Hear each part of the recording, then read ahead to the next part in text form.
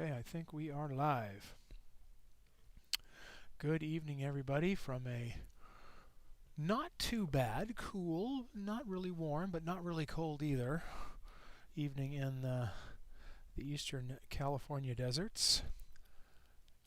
We've got a pretty nice night. It is a little bit breezier tonight than they were predicting, but it's intermittent. When the breeze stops, it's really nice, and when it picks up, it's not so bad, but hopefully won't mess up any of our longer exposures this evening. But we'll see. We'll play around with it here and see what we can see. I actually will let me turn off the test pattern here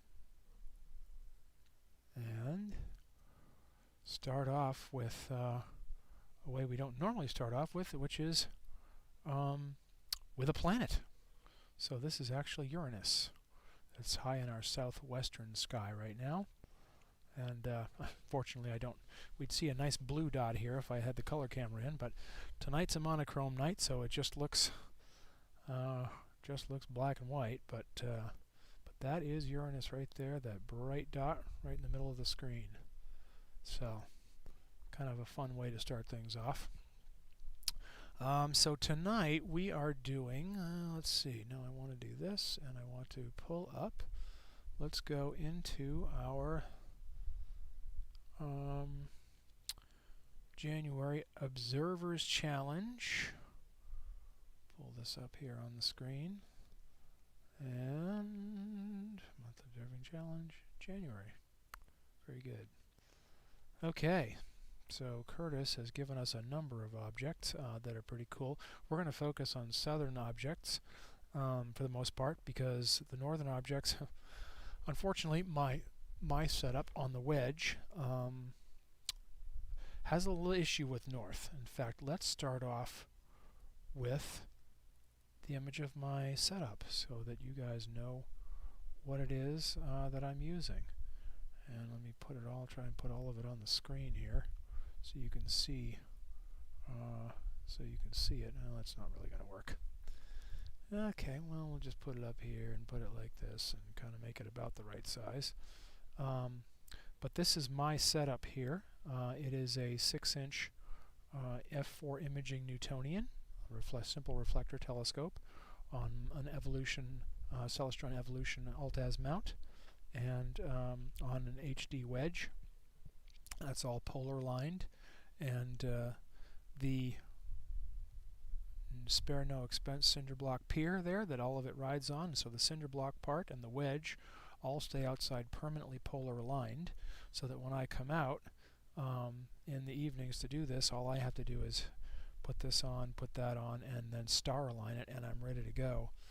And for up to 60-second exposures, I do pretty well. The camera goes in here. And so this is where this is what we're looking through tonight. Now the problem with north is this is exactly where this is pointed. This is north right here. So the face of this is pointed right at Polaris, right at the north celestial pole actually. So when the scope wants to go to a northern target, it actually is flipped upside down so that this is pointed over this way, and the camera is actually hanging upside down. And you know, this is not the best focuser in the world. It's the focuser that came with the scope. It's a good focuser, but it does shift slightly with the weight of a big old camera on it when I flip it upside down. So it does create some issues with very northern objects. So we'll have to pick and choose carefully from those, because we do have some issues with that. Okay, let me get my second machine working here so I can see.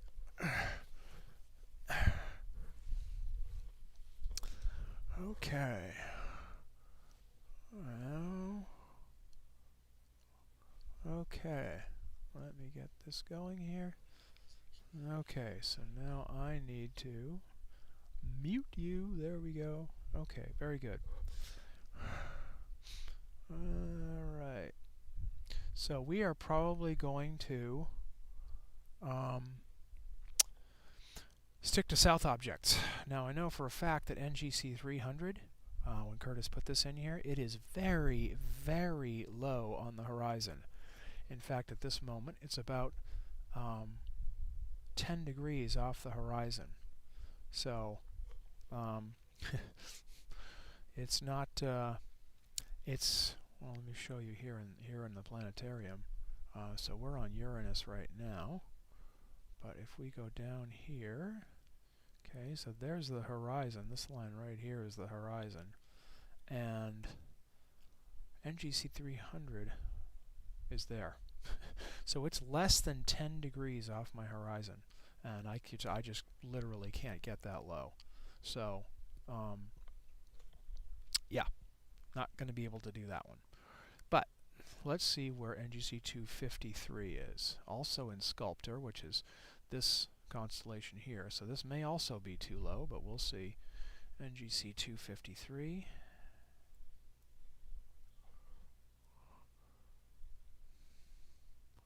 Well, it's above Sculptor. It's almost 20 degrees. So that'd be a big maybe. Maybe I can do that one. We'll have to see. Let me get this. Okay, so we're good. Alright, so maybe we can see this one. Let's see. Let me try putting the scope on it and see if we can. Okay, next target 183, and it comes down low, low, low. Let's see if we can actually see stars. Ooh, we may be in luck. Oh, finish your moving. Ooh, look at that. I think we might be in luck, because that looks like it right there. Okay. Let's go ahead and see what we should. Yeah, so it should be a pretty good size. This is one of my favorite all-time targets, is the Sculptor Galaxy. Now it's right up here. Now I am not. It's gonna have to bring this into the view a bit better. So let's just bring this down. Bring this down. Bring it down in a little bit better. It's a really nice looking galaxy.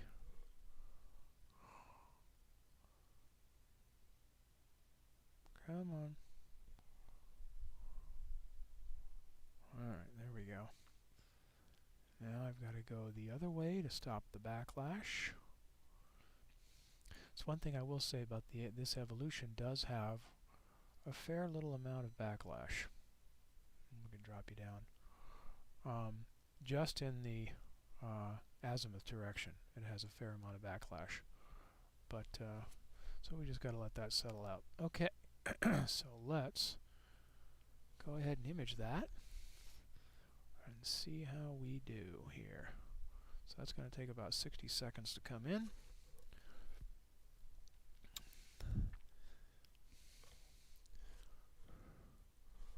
Cool, cool. Okay. And you're charging, and you're charging, and you're all happy. I also have tonight is the first night I use my new electroluminescent panel to do flats. So I'll be curious to see how my images look. And I also am running a couple of new cords around. I've got new power supply for.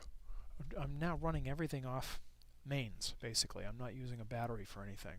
And so I've got a couple of AC power adapters that I'm using that are new, and just make sure that I don't have any cord tangles or anything.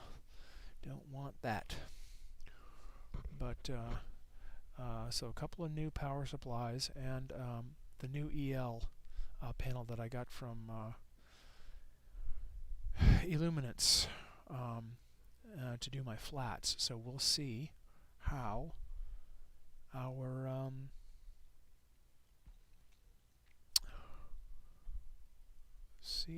our image evenness is tonight. Bring this in, bring that in. Let's turn our enhancements on. There we go, there we go. Alright, histogram looks good. Alignment stacking filter. What's our FWHM? Oh, we're not turned on. Okay. Well, let's see, turn that one on there. Alright, our enhancements are on. Histogram is looking good so far. Frames ignored. Okay, what do you want to bet? We just went outside. Yep, sure enough.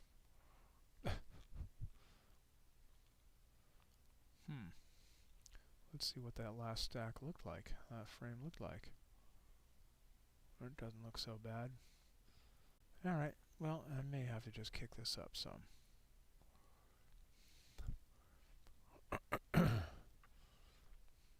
Okay, alignment, we're good. That's all good. Alright. Good evening, Dennis. Thanks for being here. Yep, I just started out here on the January Observing Challenge, with the southern objects anyway. So, get you out of the way there. Oh no, wait, I think that's the opposite of what I wanted to do. And let's get you out of the way there. Yeah, okay, good. So, yeah. Alright, now we're stacking images again. Let's see what our typical, 8. Alright, well, we'll just leave it at 10. And basically that's just the FWHM filter just keeps, hopefully, bad frames from showing up. Now this here, because this is really low in the sky too, this here is likely the side of a building that I'm getting, that's back here that I'm getting a little something off of. So that's probably what this is. So this is good that we're getting this now, because Sculptor, I believe, this is actually setting into it. So we're kind of shooting right between two buildings right now, and we're not going to have a lot of time on this, so I'm glad we got it now, because it's not going to be with us for long. Curtis picked some objects that are really low in the sky. So, because this one here is only about 18 degrees off the horizon for me. So there is the horizon there. And this is only there. NGC 300, the southern pinwheel, that's there. So we tried that one already. Well, I tried that one earlier. It's just way too low. So can't really see it. Good evening, Pete. Oh, you're in Vegas tonight. Cool. Well, maybe you'll come out and see us here at some point. Yes, thanks for being here, though. But anyway, NGC 300, too low for me. And I'm at 36 degrees latitude, so I'm pretty far down. I'm not as far south as you can go in the U.S. Certainly not as far south as spots of Florida and Texas, but I'm pretty far down there, and this is still way too low for me. This one I can just barely hit before it goes into a roof, so that's what we're doing tonight. And this is, the Sculptor Galaxy is beautiful. It is a beautiful galaxy.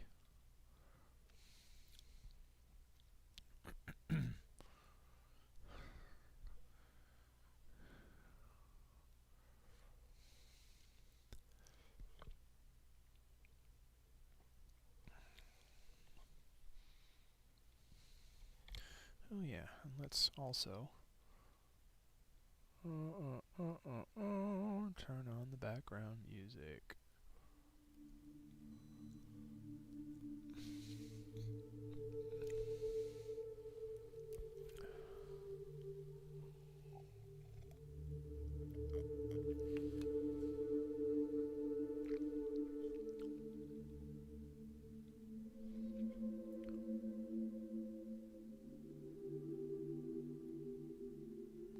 Lower.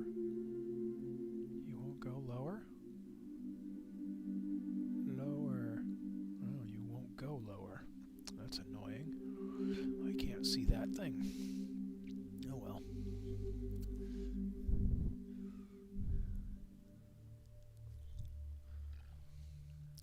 It is a beautiful galaxy. It's one of our close galaxies. NGC 253. It's one of our close family of galaxies. NGC 253. The Sculptor Galaxy. Silverdala, an intermediate spiral galaxy in Sculptor. It's a starburst, which means it is currently undergoing a period of intense star formation.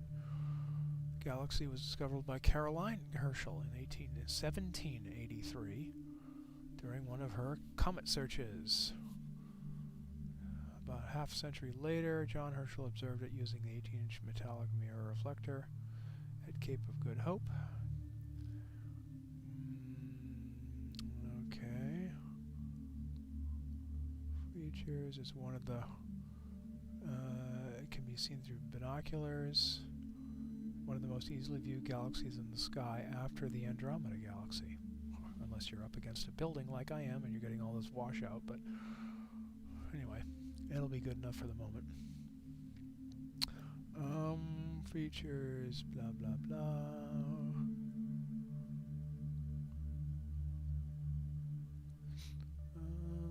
Method of 10 million, yeah, almost 11 million light years or so.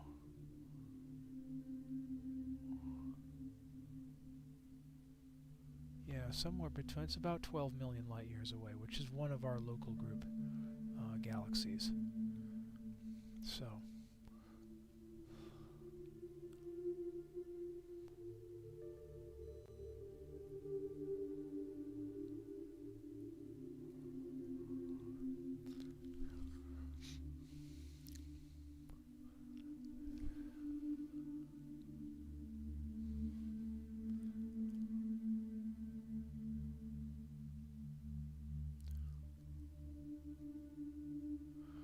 NGC 253 starburst has created several superstar clusters on NGC 253's center, observed with the aid of the Hubble telescope, one with a mass of 1.5 times 10 to the 6th solar masses, and an absolute magnitude of at least -15.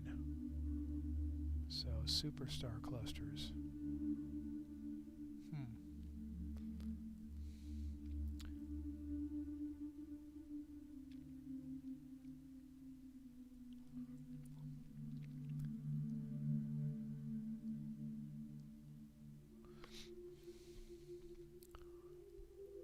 So, very high energy galaxy, lots of star formation going on.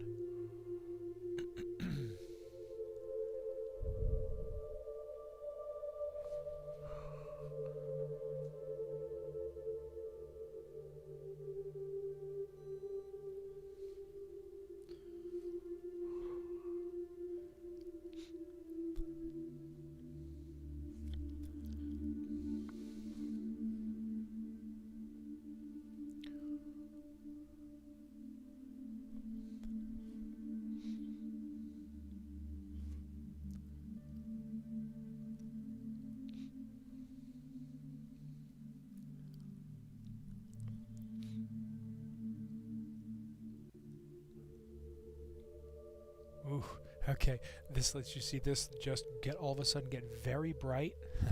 This last sub-exposure that came in has basically, I think we're basically eclipsing now the building. So I think this last, if I look at the individual frame, there's nothing there. The whole galaxy's gone because everything from this point down has disappeared. So basically, this is what we've got.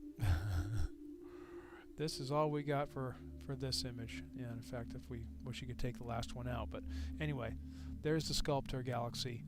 Later, it will be, as the sun gets higher in the sky, as we start to warm into spring, this will get higher and higher in the sky. So it actually will be, we'll actually be able to image this again a bit later. In another month or two, it'll actually be higher. So it'll keep going up and up in the sky. It'll be setting earlier, but it'll keep going up in the sky, so we'll actually have more of an opportunity to see this one later. But for now, that sucker is pretty much gone. Alright, let's see where 247 is. NGC 247. Yeah, okay, it's, well, it's a little higher. I don't know that we're going to be able to see much there, but we'll give it a shot.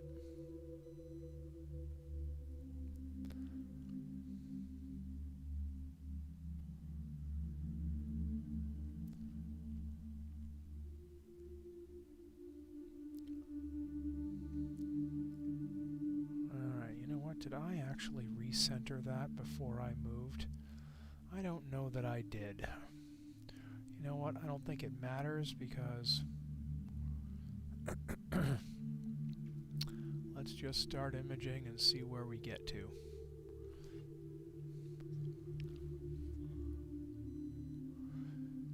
Okay, Dennis wants NGC 1055. Okay, we can certainly take a look at that. What's special about that one, Dennis? Is that one of your favorites, or something you can't normally see from where you're at?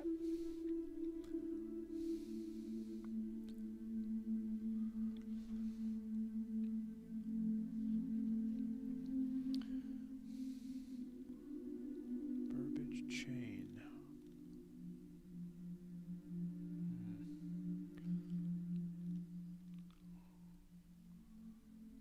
Well, we'll see.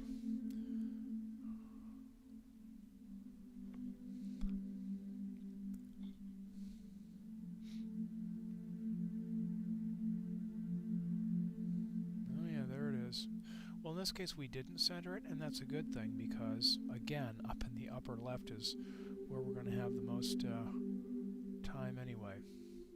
So, yeah, you can see there's other galaxies in here. So we'll take a few subs here. We'll get what we can get, but this bright spot is just going to keep creeping up on us as the sky sets into that building that's right there.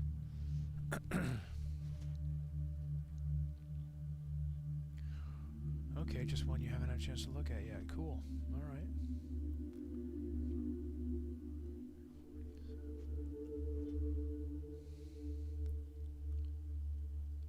Yeah, we'll get to that right after we do all of these southern ones, which Curtis picked very, very low in the southern sky, so we need to do these as soon as humanely possible because it's, we're just getting really into roof lines here.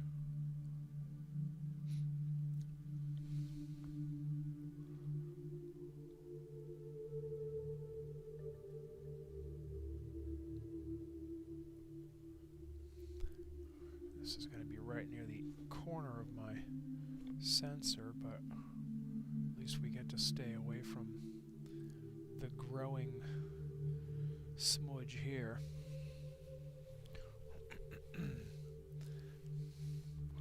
And I hate to jinx it, but the wind has stopped and it's just turned into a gorgeous night.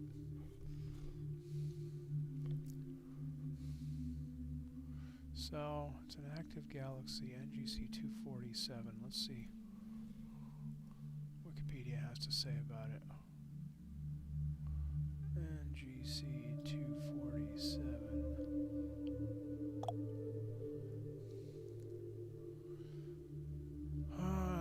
The galaxy Claw is an intermediate spiral galaxy, although sometimes classified as a dwarf spiral galaxy, about 11 million light years away. Constellation Cetus. The distance was confirmed in 2011. Proved to be wrong. So it's about the same distance as the Sculptor galaxy. It's a member of the Sculptor group and is 70,000 light years in diameter. So a little more than about 60 or so percent as large as our own galaxy. It has an unusually large void on one side of its spiral disk. This void contains some older, redder stars, but no younger, bluer stars. So that's this hole right here, where you can see the wispy outer part still there, but the hole is just apparently a section of much older stars that just aren't as hot and bright.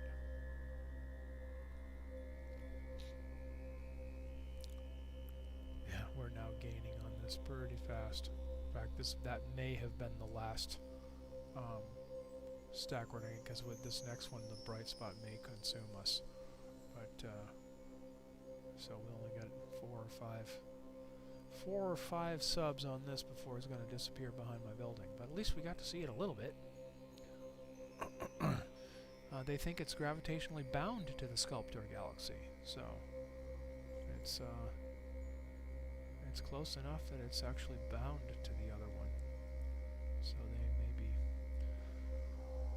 orbiting each other, or at least interacting gravitationally.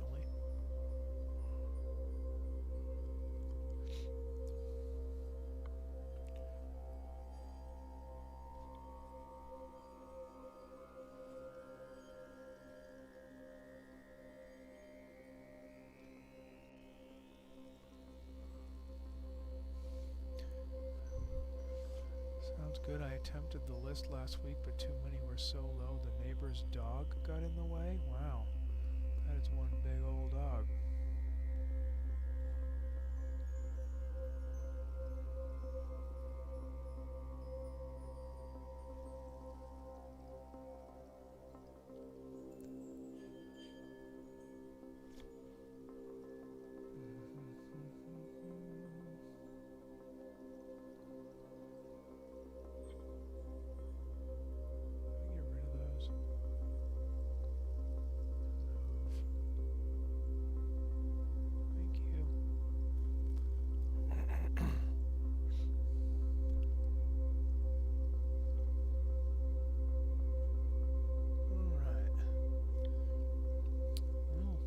So far we're doing okay, but yeah, it's really, so now the background's just going to start washing out as we get further into the building. So anyway, that's about as good as we're going to get it tonight. So we caught a little corner of it, but not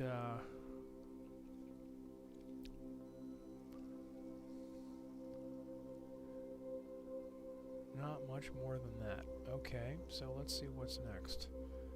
So, okay, 1097. 1097. Whoa, this one's up all full 20 degrees. Woohoo! Alright. Let's do NGC 1097.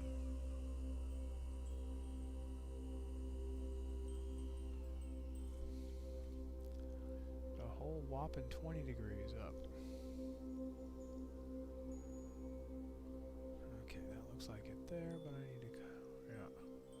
Okay, so that definitely looks like it there, but because I forgot to, I need to bring this a long way down into the view.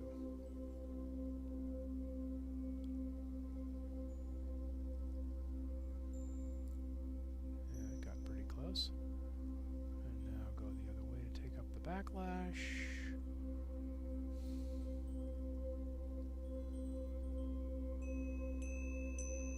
Come on. There we go. And now, before we, well, here we can do this now that it's pretty close.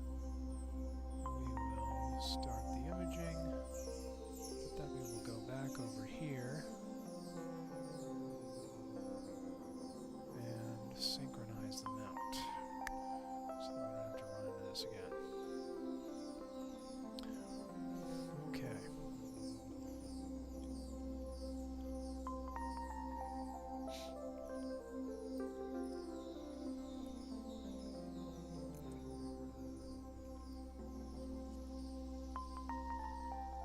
So this is an active galaxy. Yeah, we've got a little bit of a barred spiral going there. All right.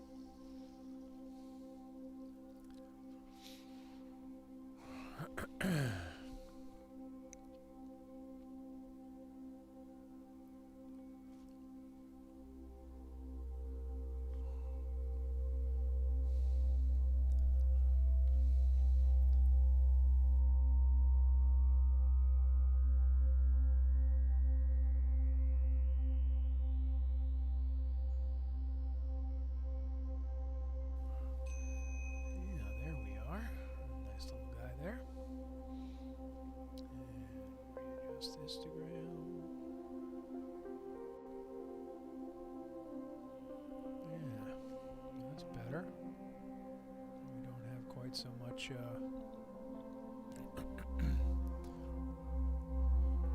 we don't have quite so much of that stuff going on with the roof, although this is still pretty low, but I think it's high enough that we're okay.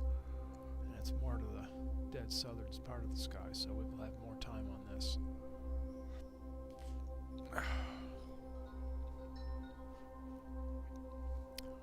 Yeah, but you can see clearly this triangle of stars right beneath us. That's a pretty little galaxy.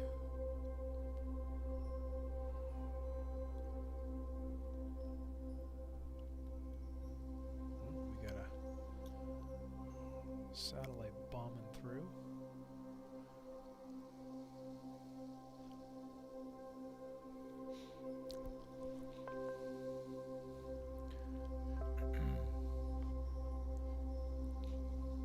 Where are you, Dennis?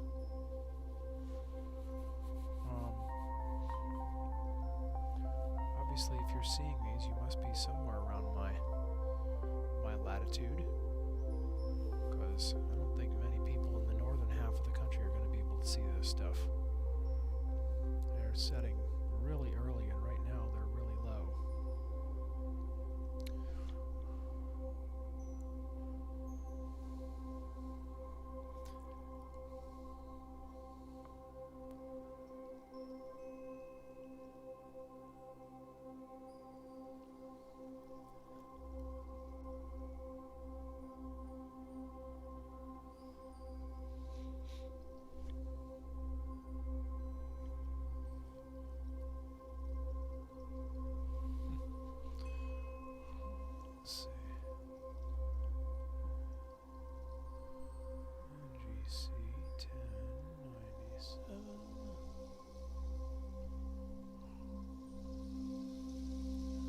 Spiral about 45 million light years away, so this is about 4 times further than what we've been looking at.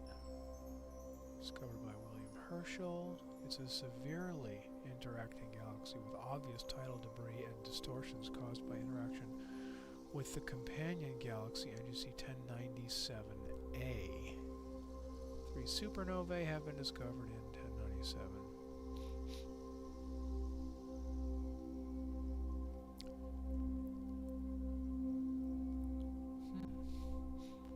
1097 is also a safer galaxy. Deep photographs reveal 4 narrow optical jets that appear to emanate from the nucleus.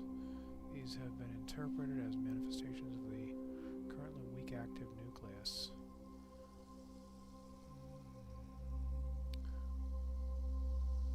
The optical jets are in fact composed of stars.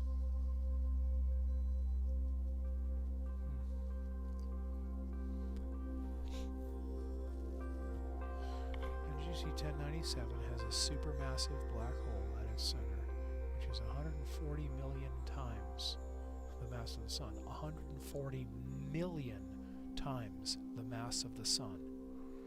Around the central black hole is a glowing ring of star-forming regions with a network of gas and dust that spirals from the ring to the black hole. An inflow of material toward the central bar of the galaxy causes new stars to be created in the ring. The ring is approximately 5,000 light years in diameter.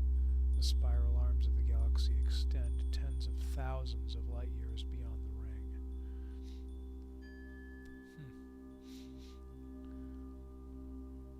1097 has 2 satellite galaxies, 1097A and NGC 1097B.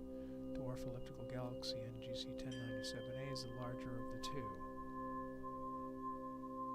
It is a peculiar elliptical that orbits 42,000 light years from the center of 1097.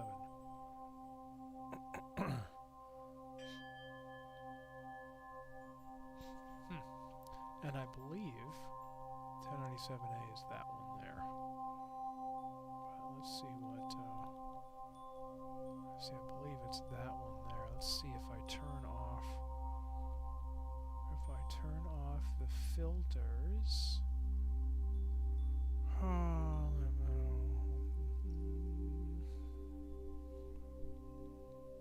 PGC 10497.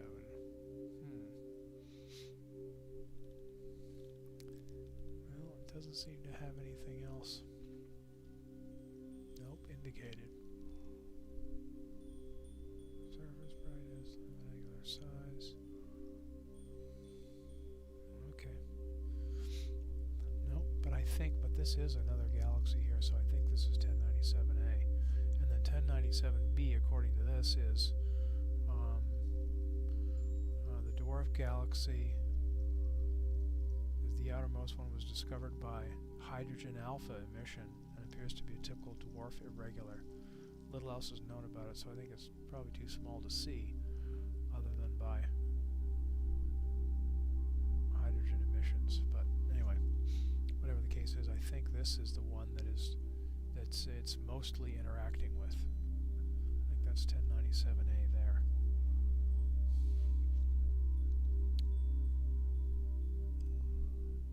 Get to zoom in a little more with the 183 and its wonderful small little pixels.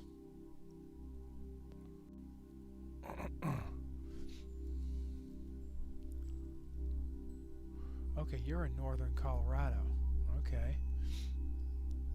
Yeah, I lived in Boulder for about 15 years, so you're probably up by Fort Collins or Greeley or something like that. Yeah, so you're 5 degrees north of me, so you get it even a harder deal seeing you got an even harder time seeing it than I do.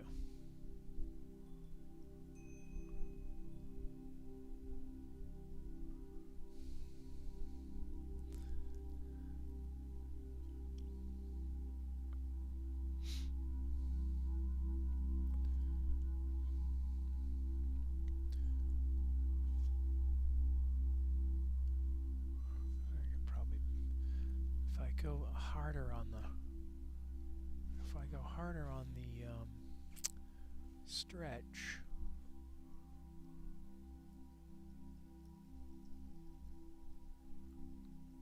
see, you guys will be able to see a little bit more of the wispiness, but it'll blow the core out more, so.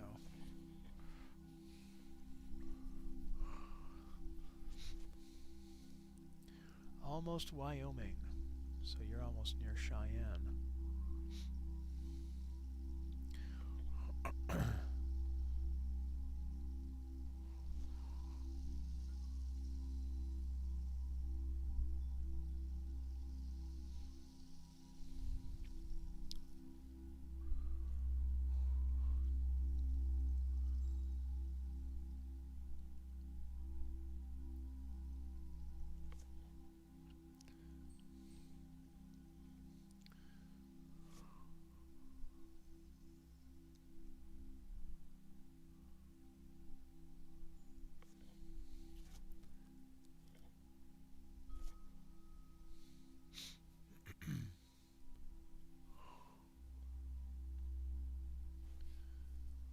It's a pretty nice little galaxy, though.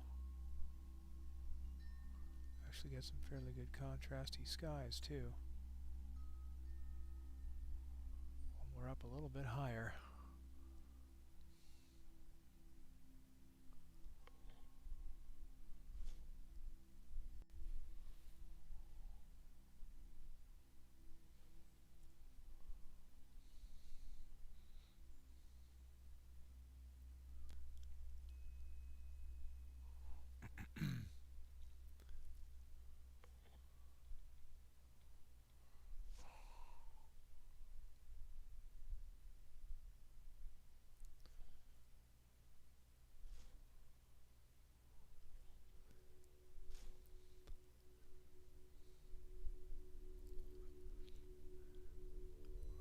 That's a pretty neat looking galaxy, though. You can definitely see some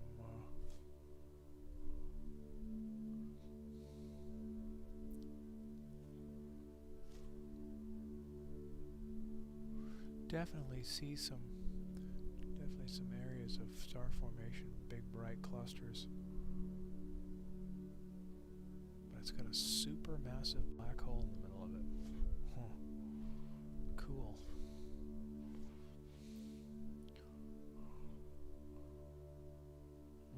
There's 1097.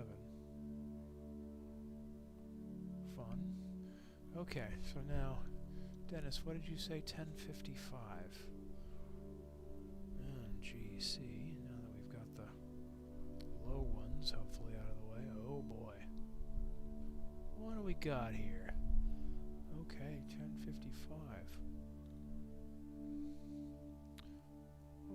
200 degrees, okay, yeah. That looks like a good one. This looks like there's a couple things in here.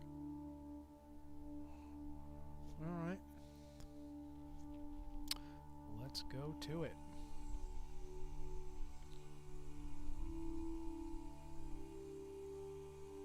Reset next target.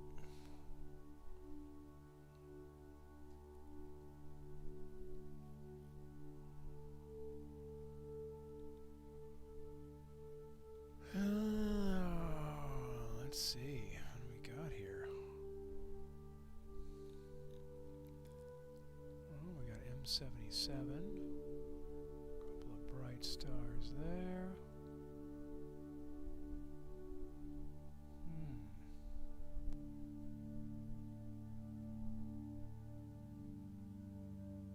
One, two, three. Could that be 1, 2, 3? Put the galaxy right in there.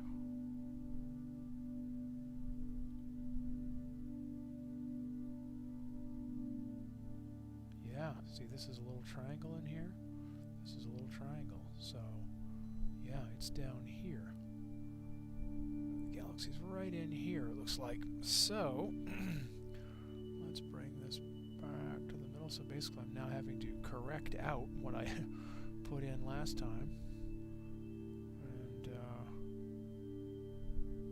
oh yeah, and there, right here, down here on the bottom is 77.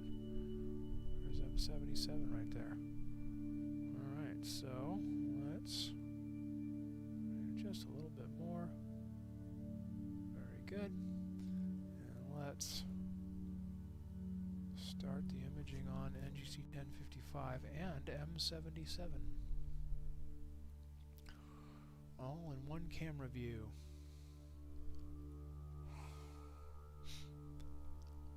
Yeah, so we managed to pull 77 in, which is cool. Alright, let's see what NGC 1055 has to say for itself. NGC 1055. It's an hadron spiral located in Cetus. The galaxy has a prominent nuclear bulge crossed by a wide, knotty dark lane of dust and gas. Love edge-ons. That's so nice. The spiral arm structure appears to be elevated above the galaxy's plane and obscures the upper half of the bulge. Discovered in 1783 by William Herschel. It's a binary system. Together with bright spiral galaxy M7. Oh, really? It and M77 are a binary system. Huh. That's interesting. Oh yeah, look at that. That's a beauty. So it's a binary with the elliptical M77.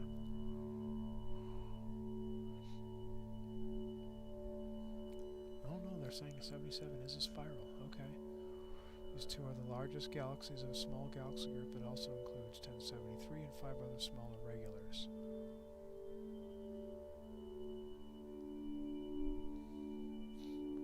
NGC 1087, 1090, and 1094 appear close, but they simply appear in the field of view and are background galaxies. Okay. Now, actually, I want to try one thing I have not yet tried. Actually, I don't even know how it works yet, but is the new annotation, the new SharpCap annotation feature.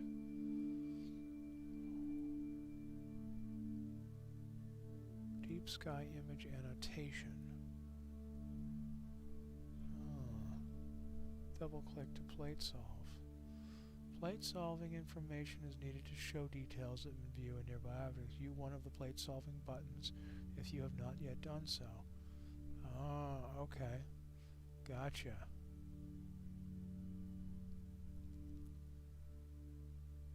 Okay, well, click the plate solving button and we'll see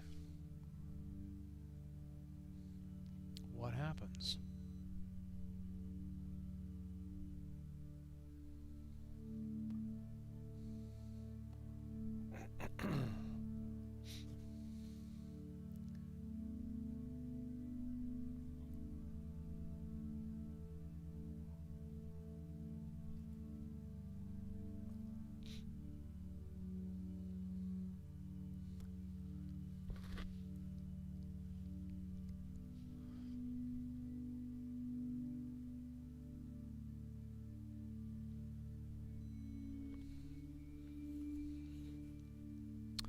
I have used, since I rebuilt this machine, I have used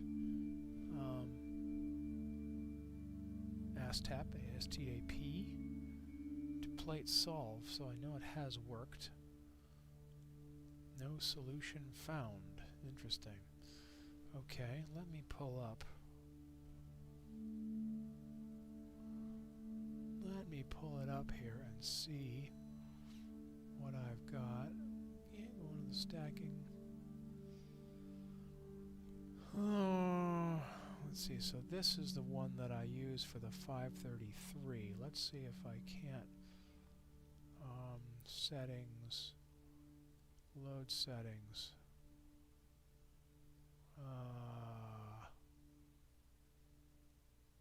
Oh geez, where is the one for my... Okay, so to get to the one that is on my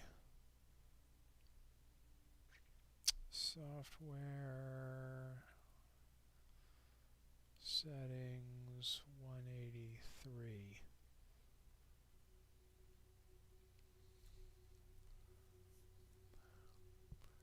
Okay, so that should do that. So that should have the settings that used to work for my 183 before, so let's see if it works now.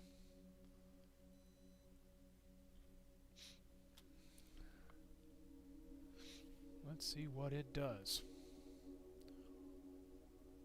Because obviously there's a lot of...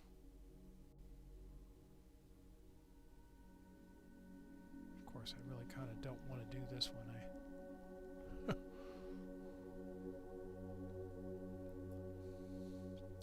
Yeah, it's having... Looks like it's having problems plate solving. So that's a new development.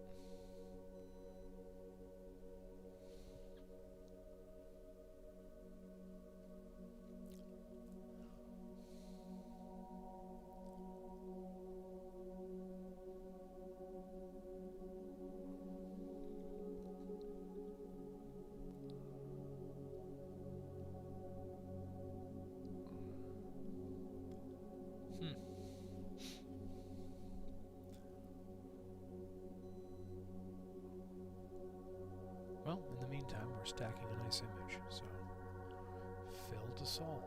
No solution found. That's interesting. Well, we'll have to just try a regular plate solve and see what happens.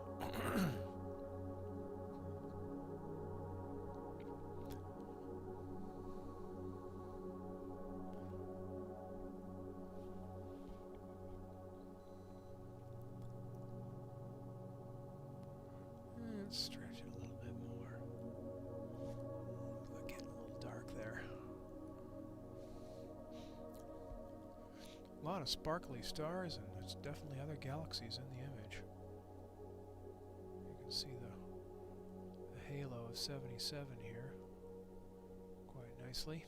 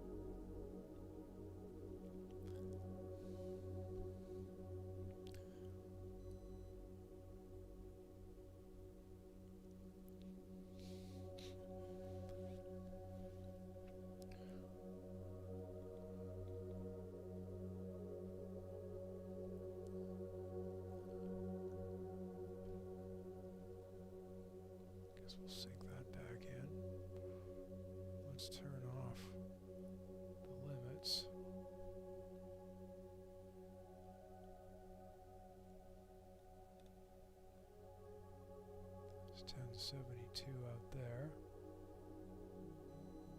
1043.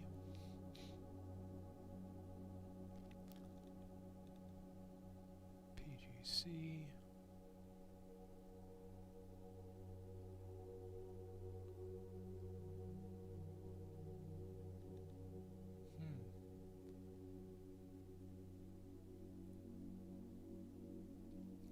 PGCs around M77 down there.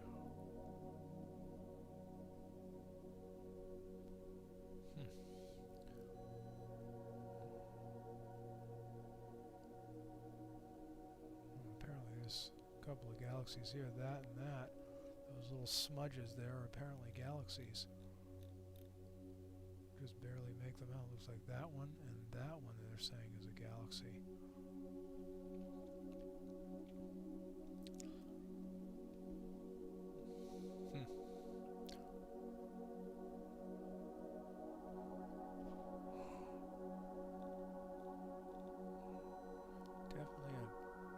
Prominent dust lane there.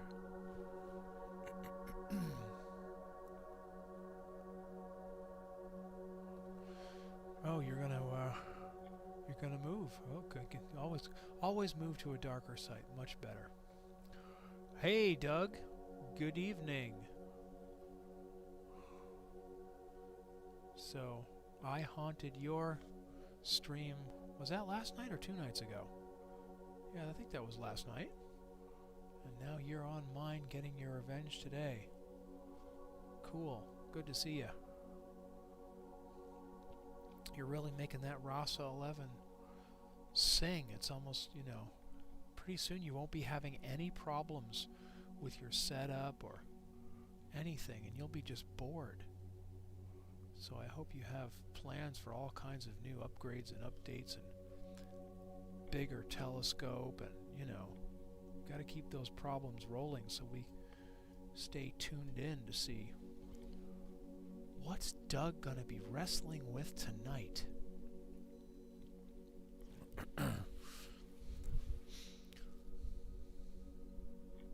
It was 2 nights ago, okay.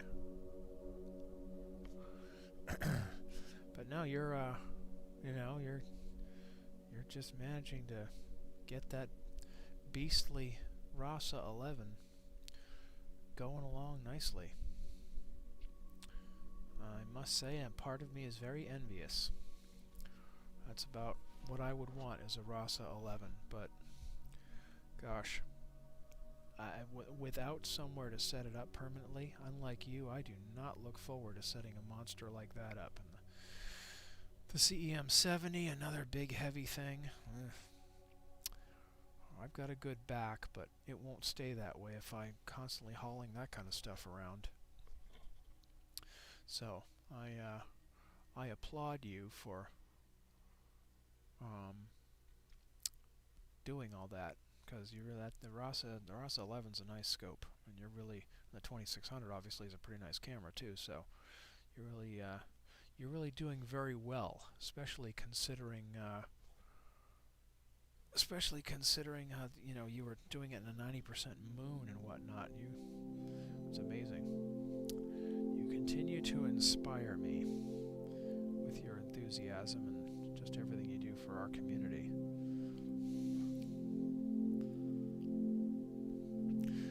I want a Rasa 11. Heck, I want the Rasa 14, but I want an observatory first. So, you know, I want to be able to keep that thing set up and just park it every night and just fire it up the next day. I do not want to have to haul that stuff around. Good Lord. Big, heavy astronomy equipment is not fun to haul around and set up every night. Which is why I like my nice, simple little setup. Okay.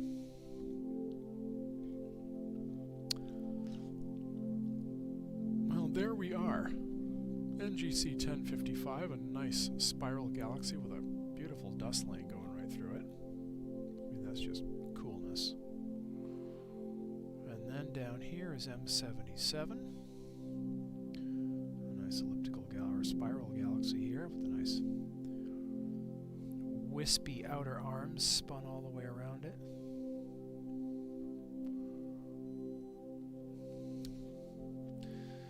Oh, I don't say that to encourage you, Doug. I don't want to encourage you too much further. You're already ruining the bell curve for the rest of us, so I don't want to encourage you too much. I just, you know, good job, pat on the back. Now go away.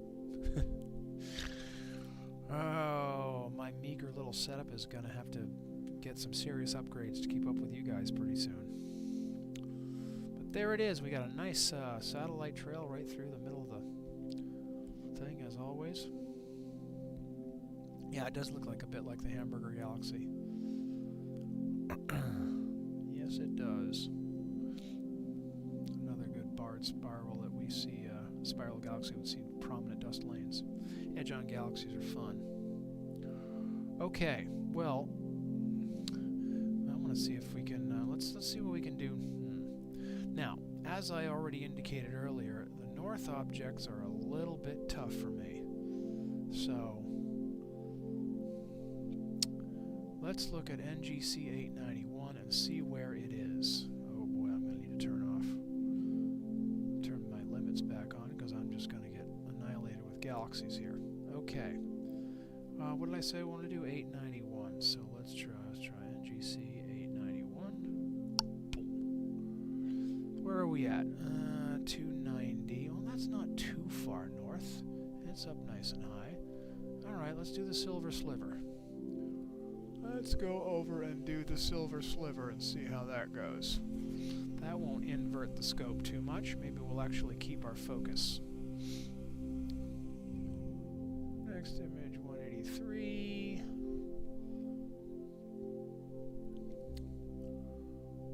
Okay, yep, right there, a soft fuzzy thing right there in the middle of the deal. So let's just start off and just do it. Do it to it.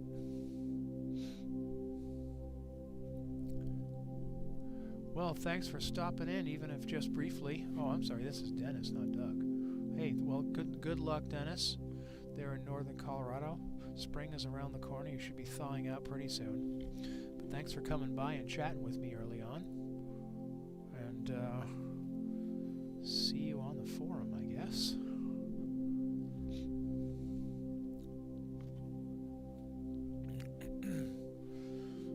Let's see what the Silver Sliver Galaxy. Oh, another beautiful edge on. Okay. Silver Sliver Galaxy, NGC 891. NGC 891, NGC 891. Boink you. Okay. It's an edge-on unbarred spiral, 30 million light years away, so it's a bit further away. Okay, we're going to have to get rid of this first sub-exposure because obviously the mount had not settled yet when I started this. So we'll reset this as soon as I build the second frame on here. Discovered by William Herschel in 1784, about 30 million light years away. It's visible to in small to moderate-sized telescopes as a faint, elongated smear of light, with a dust lane visible in larger apertures. In 1999, the Hubble imaged it in infrared. In 2005, due to its attractiveness and scientific interest, 891 is selected to be the first light image of the Large Binocular Telescope. Okay, I need to get this reset. Clear, go. Boom. There, that's a lot better.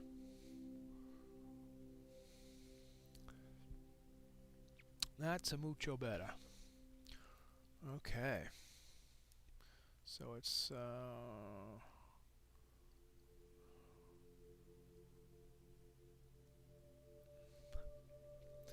oh, McDonald's or Burger King. Personally, I like In-N-Out Burger. I don't know if you got those where you are, Doug, but that one's personally my favorite.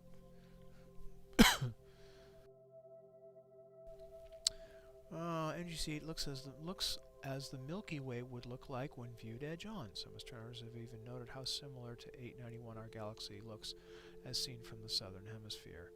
And in fact, both galaxies are considered very similar in terms of luminosity and size. Studies of the dynamics of its molecular hydrogen have also proven the likely presence of a central bar. Despite this, recent high-resolution images of its dusty disk show unusual filamentary patterns. These patterns are extending into the halo of the galaxy away from its galactic disk. Okay, let's see. Doug likes to have his black level over here.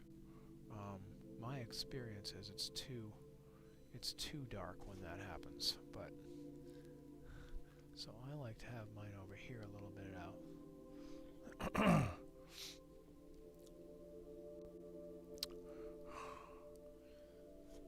Let's see, how's that look? I think that looks pretty good.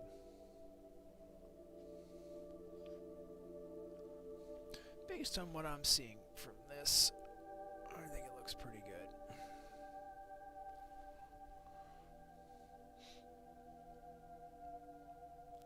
Lots of stars, pretty thick star field. I wonder if are we in the Milky Way on this? Yeah, we're pretty close to it. We're pretty close to the arm of the Milky Way, so that's why we have such a thick star field here. And actually quite a few galaxies here too. There's one. There's definitely one here. Some galaxies around. Oh, and I wanted to do the plate solve. Darn it, I forgot before I started the stack. Oh well.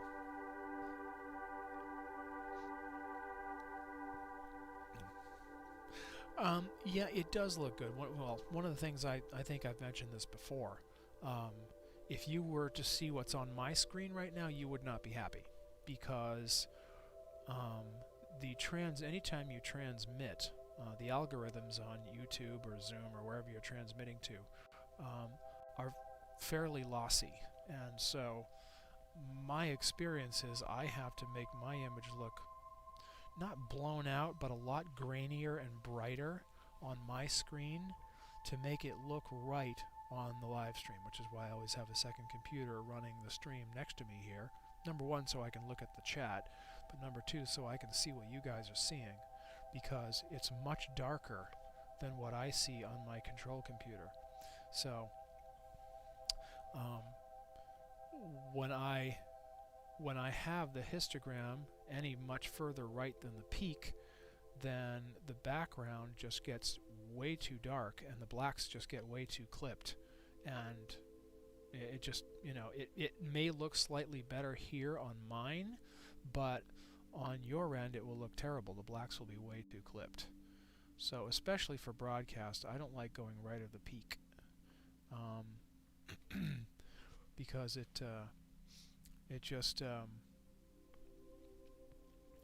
there's so much loss. Now, Doug, I don't know if you have a second screen going when you do your broadcasts, but for me it was quite a revelation, to see how lossy the transmission actually is. So, yeah, I like keeping mine.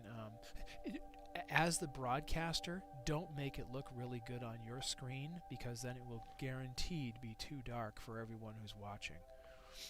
So you do need to make it look a bit grainy, a bit blown out, not really blown out, but a bit grainy and certainly lighter than looks ideal on your end, because that's the only way to overcome the lossiness of the transmission.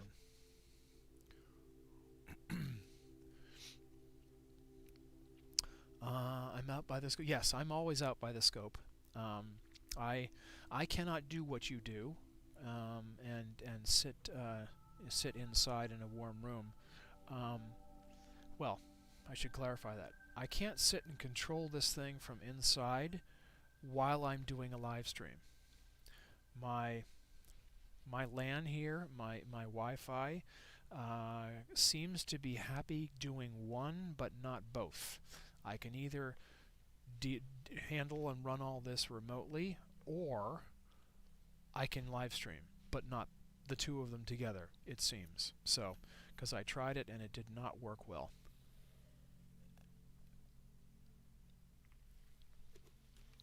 Drink of water.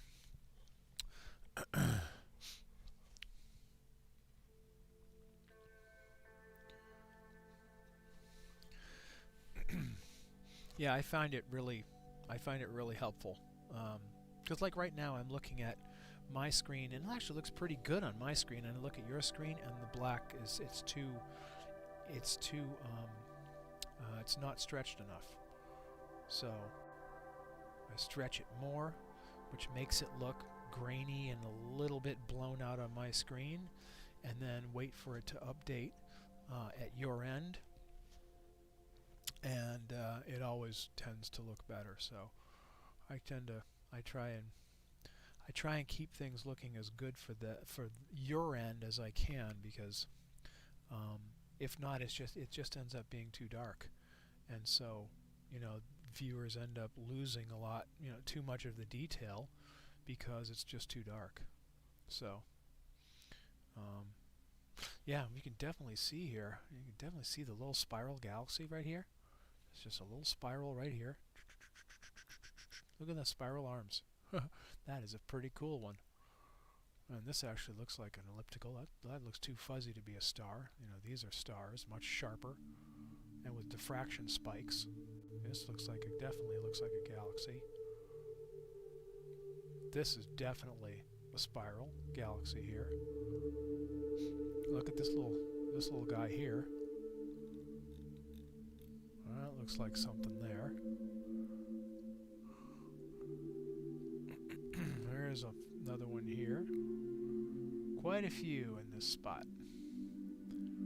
Quite a few fuzzy things.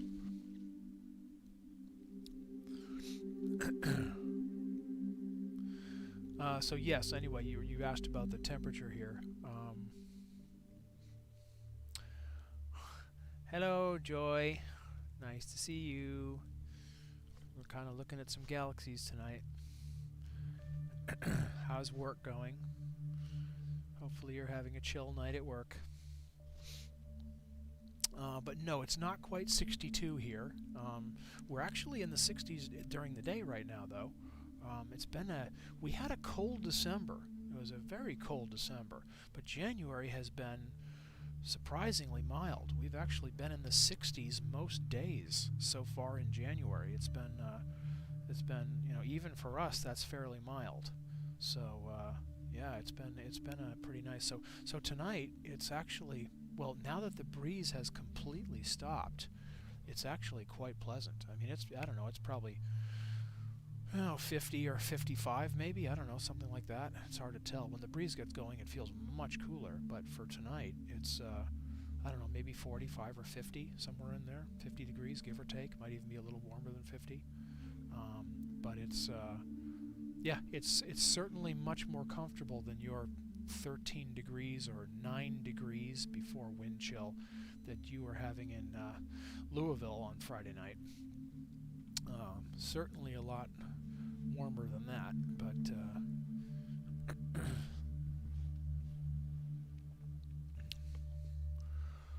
yeah, it's well, get lucky in the desert sometimes.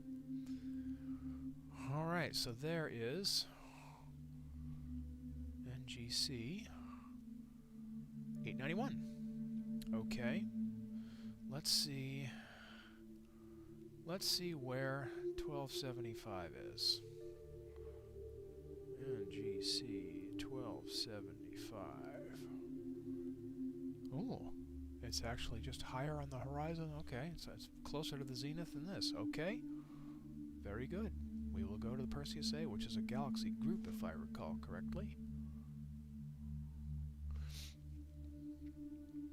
Alright, well, let's stop the stack on this. The Silver Streak Galaxy. Let's stop the Silver Sliver, excuse me. Do next target.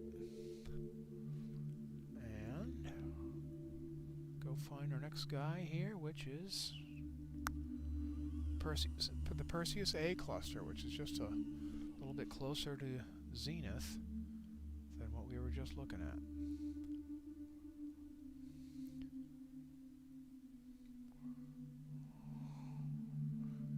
Definitely some fuzzies in here. Okay. Definitely some fuzzies in here. Alright, now, okay, so before we do this, what I wanted to do was a plate solve. I want to see, make sure if my plate solver is working. It did work with the 533 the other night, but maybe with the, but for some reason it seems to be struggling with the 183.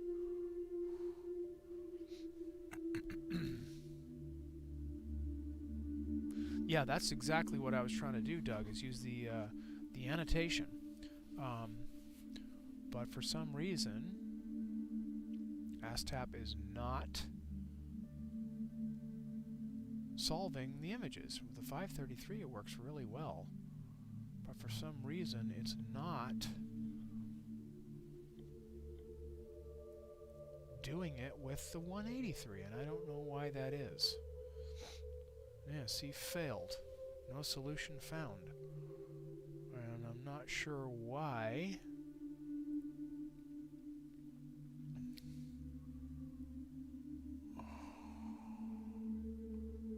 Field of view height, that's right. Ignore stars less than. Search radius area 20 degrees, H18, that's right. Everything looks right here. I don't know why it's not working. But the plate solving is not working, which is a bummer. But I'm not going to hold the show up here just to monkey with that, because I don't know. Yeah, well, unfortunately, it's a bit of a black box for me. I don't really know. I don't really know what to do on that. I don't know how to mess with it.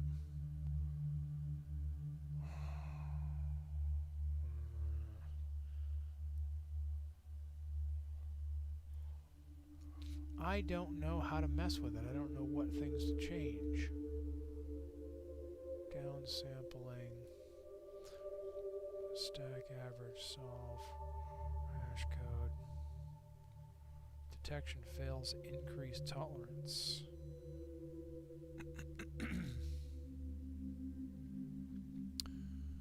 Detection fails, increase tolerance. Well,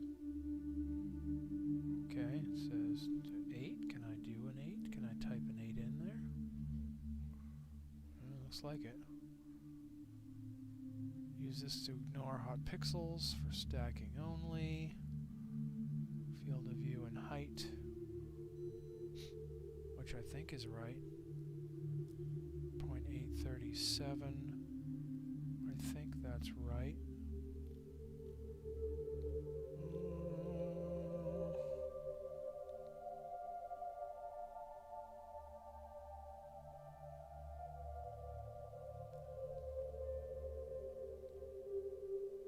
Halfatory? No, 49 minutes. Or 49 seconds. So that's, yeah, that's about 0.8. Well, let's go back to our image. Okay. Now, back to our regularly scheduled program. When I've got this stretched a whole lot, let's back it off initially for the initial one. Yeah, see, all these little bright, puffy things are all galaxies in here.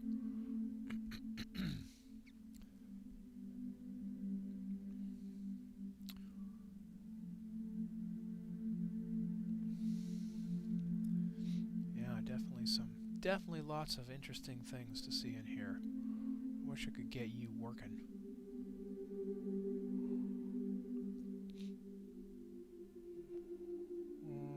So that's probably 0.837. That's probably about right.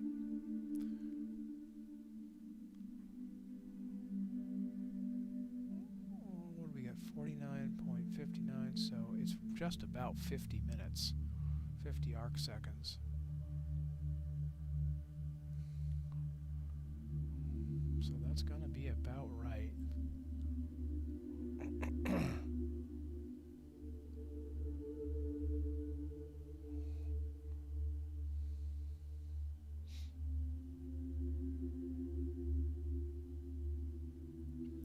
Well, it seems to me these were the settings that worked before, so I'm not sure why they wouldn't work this time.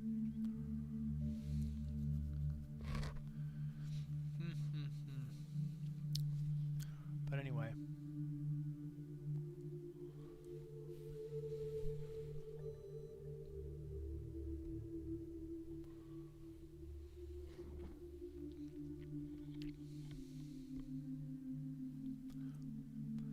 Now I remember when I used to have problems with the 178s. I struggled with the 178s with ASTAP to work with the 178s.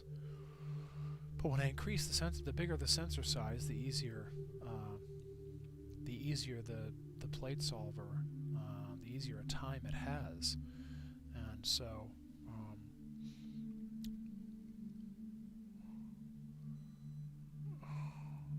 let's plate solve only. Let's just try a solve only, so it's not trying to mess with the sinking amount.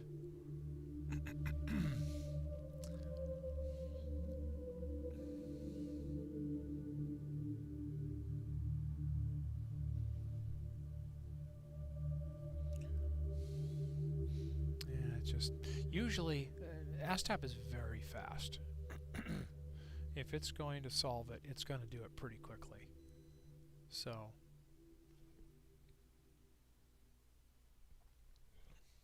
although I think using the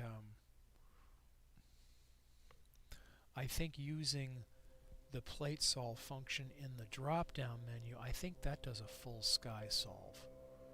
Or it does what's called a blind plate solve, so it doesn't consider where you're pointed, it just solves it against the whole sky. If I remember right, or maybe I have that confused. And it just doesn't do the sync part. I don't remember. Anyway, it seems to not be solving still. I wonder if this is a case of too many stars. Well, but we tried it with the 1 second and it still wouldn't work. So, well, but maybe the 1 second just didn't have enough stars. I don't know.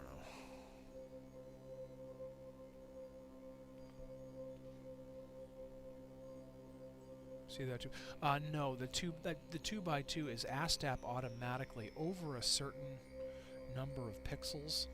I think over 1500 by 1500 or 2000 by 2000.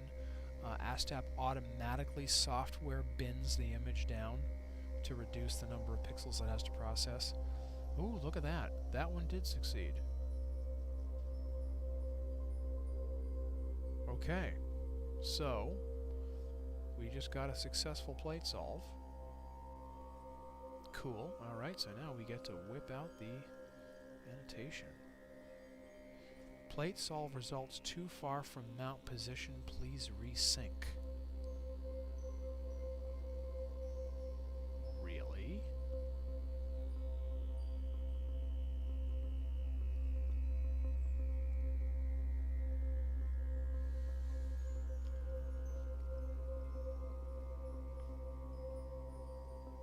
Plate solve results too far from mount position. Resync?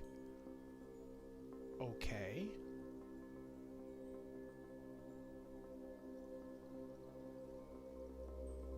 Alright, let's turn off the live stack. Alright, let's turn off the live stack. Now let's do a solve and sync. See what this thing says. Okay, there's that. Waiting for next frame. Yeah, that's the that's the problem with doing this set to 60-second exposures. Alright, so then the solution is you're going to do, let's do a 15-second exposure.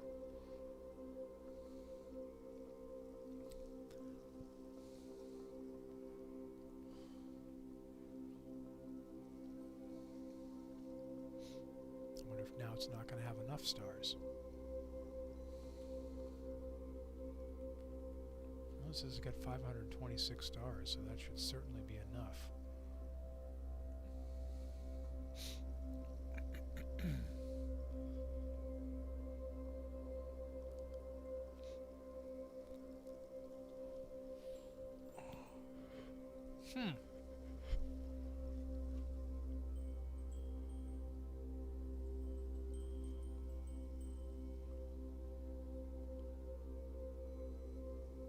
Yeah, that was an odd message, saying that I was too far away.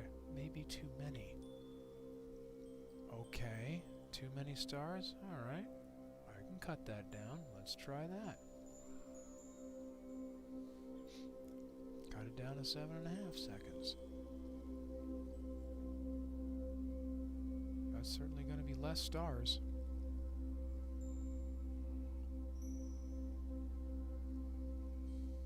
It still says it's over 500 stars.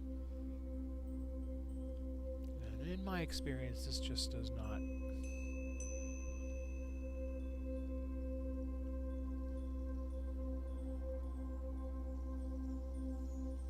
If it's going to solve, it's going to do it pretty quickly.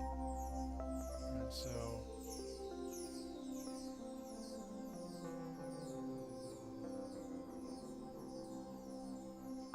I just think this isn't going to work.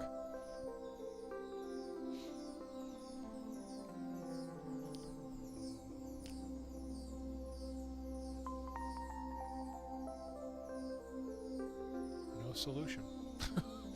First it says too many stars, now it says no solution, indicating too few stars. So it just doesn't work.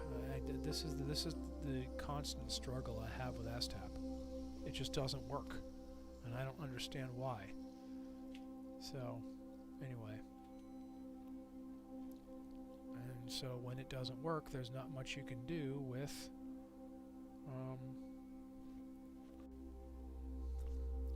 there's not much that you can do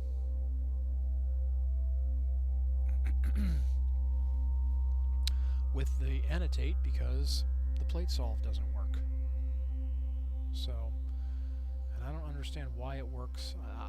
I think it struggles with a sensor under less than 1 degree.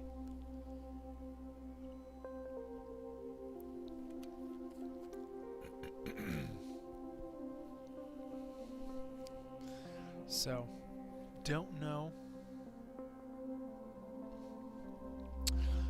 what the deal is, but for some reason I just cannot make it work. It seems to work pretty darn reliably with the 533, which is a sensor that gives me just over 1 degree of field of view, and it seems to work pretty bulletproof fashion, pretty good with that. I don't know. I remember with the 178, Han would say that it was a bit noisy, and so the 183 is going to be just as noisy, whereas the 533 is a bit of a cleaner sensor. So I don't know.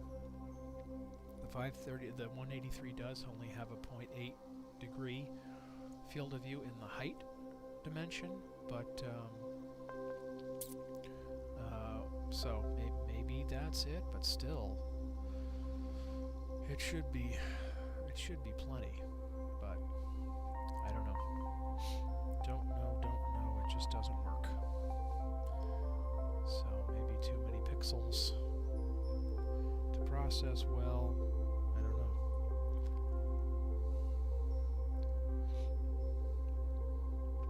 But not something that I'm gonna mess with right now.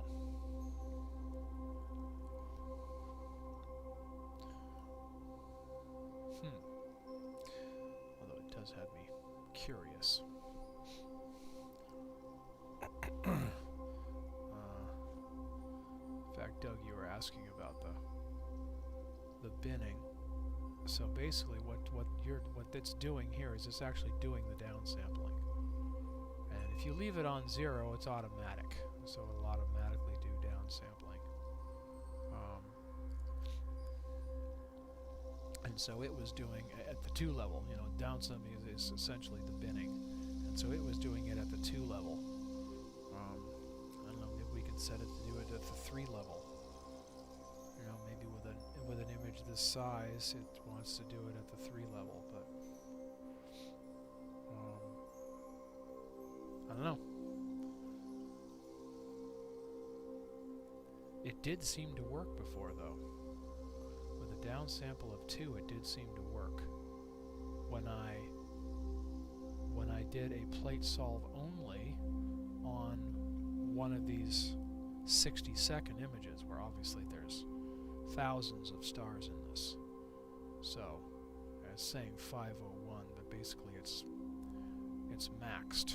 And see, it's doing a 2x2, which means it's doing an automatic twofold downsample to bring the number of pixels down to where it wants to be. And I think actually we could probably, what I want to do probably is try a 3x3, downsample of 3, and see if that works more reliably.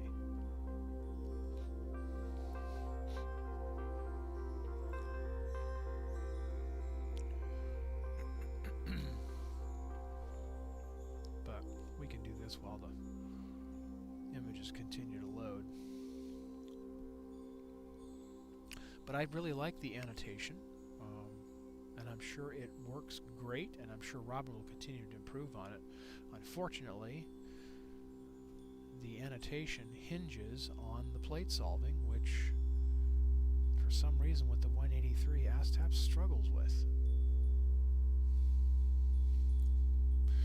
Maybe I'll send Han a message tomorrow pointing him to this this part of my live stream tonight and see if he can figure out what I need to do to make it work.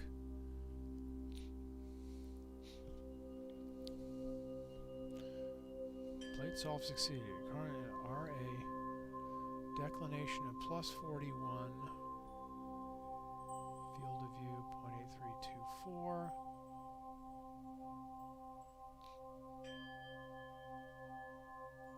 RA of 3. Deck of 41.3.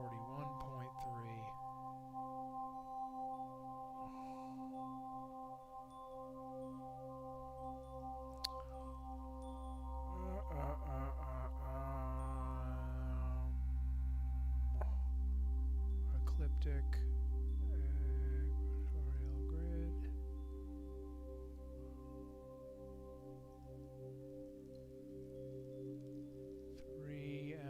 Yeah, 3 hours and 20 minutes, that's about right.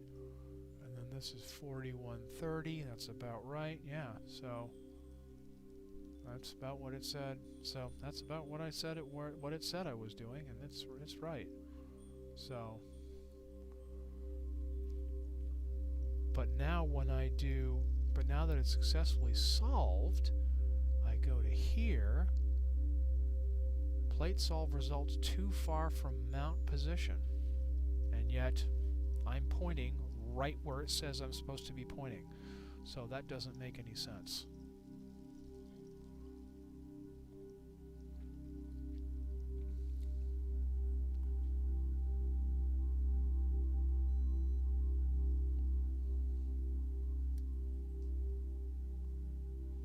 So I click this. Just going to probably just do the same thing again.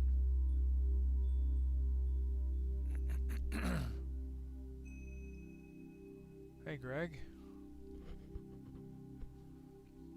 Really? You're having a hard time hearing me?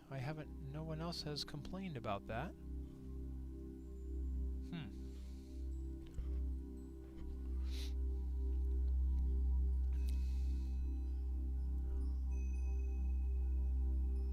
Well, let me know if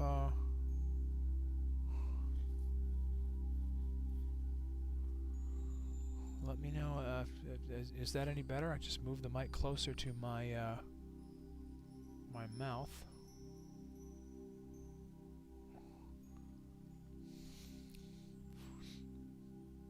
And it's good to see you, Greg. I haven't talked to you in like forever. Have you been doing streams yourself? Plate solve failed, so now again we failed. So I don't know. The only plate solve that seems to work seems to be a whole sky plate solve, which says I'm pointing right where this thing is pointing, and yet when I do the annotation it says I'm not pointing where I'm pointing. So I don't know. Something's messed up.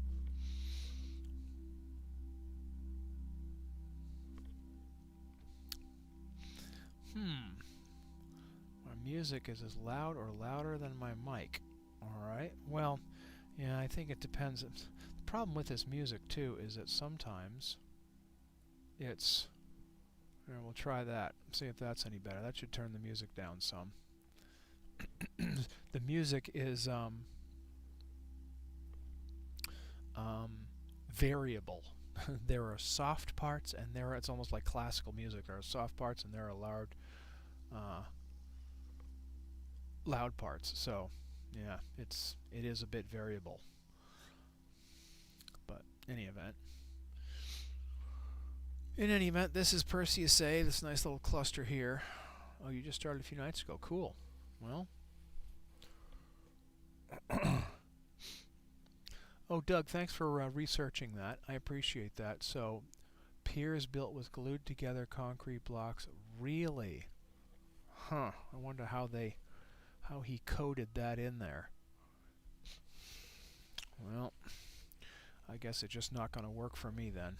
I mean, I have to go to a tripod to get my plate solving to work? Man, I don't know about that. In the meantime, back to our regularly scheduled program. Perseus A here. A metric ton of galaxies in one view.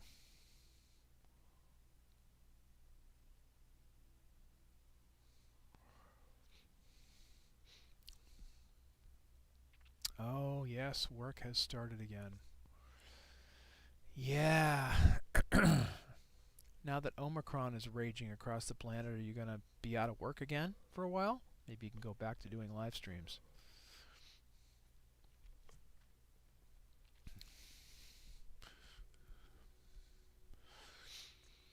For me, the pandemic was irrelevant. I work from home, so it didn't change my life much. Although I guess there have been times when work's been a little slower.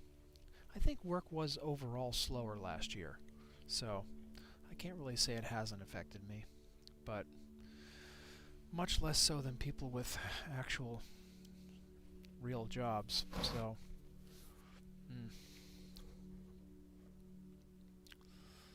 no, I did not capture the asteroid. I didn't. No. Solar system objects don't really interest me that much. I like the much bigger, much older stuff. So for me, I'm pretty much a DSO snob. I don't really care so much about any SSO stuff. So, no, I didn't. Although, looking at one of the things in tonight's challenge is the JWST, which I might consider doing. But actually, I'm not even sure if it's still visible or what mag level it's at right now. But we could try that maybe. You got new toys since the last time we were streaming. Yes, I know. I was gosh, what did I somehow I've seen something that you were doing. Like you have don't you have a 2600 now? Instead of you upgraded from the 16 to the 2600, I think. And I don't know if you have a new scope toy, but I know I thought it was a new camera that I saw that you had. Maybe you posted something on the LVAS Facebook group or something, but yes, a little birdie told me somewhere you've got new stuff.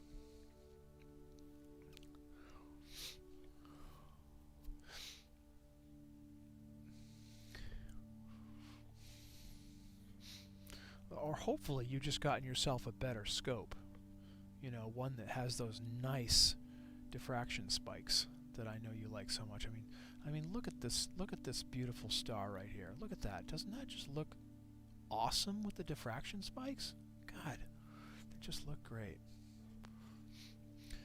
New camera mount and scope. Oh, you just went for the whole enchilada. Wow. Okay, you went back to work and decided to spend some bucks. Wow. Well, do tell us what you got there. Was I right about the 2600 or was I wrong? Do spill the beans. Okay, well, that's 12 minutes on Perseus A. Let's see what the next objects are here. Alright, 7479. Well, this is a Superman galaxy, which is always one of my favorites. 7479. Let's see where you are in the sky. NGC 7479. 275. Yeah, that's not too bad. Oh, bummer. Yeah, it is. That's now way too low. Yep, that's under 15 degrees in my western sky. That's just not gonna happen.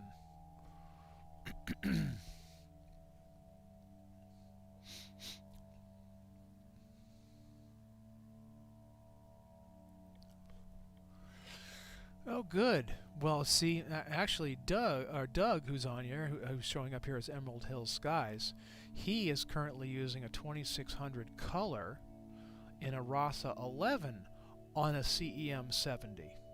So, you two can discuss amongst yourselves, but yeah, he's you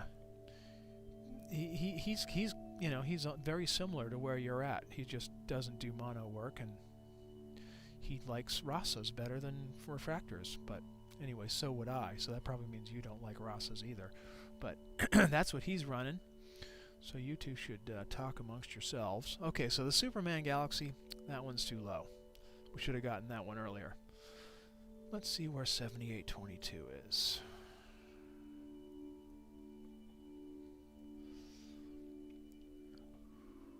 Yeah, that one's getting up pretty close to north. That's definitely going to flip me over, so we'll put a pin in that one. IC3, oh, let's Caldwell 5. IC 342. IC 342. And that's pretty much dead north. That will have me absolutely upside down. And 2403. NGC 2403. Yeah, that's at 30 degrees and pretty low. Well, 55 degrees, that's not so low. But I think that will flip me upside down and put me, oh, a lot further than I want to go. You know what, let's try this one anyway, just for the heck of it. But I think it's going to knock my focus out. But anyway, there's Perseus A.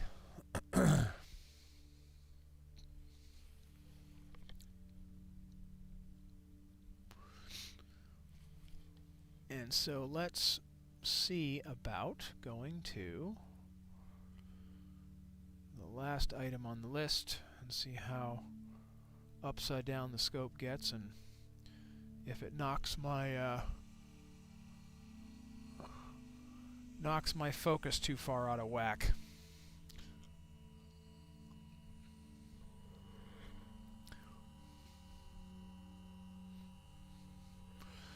Wow, and you went to a 6-inch refractor. The 5 was big enough, but apparently not. A 6-inch refractor. Yikes, yikes. Okay, so there it is.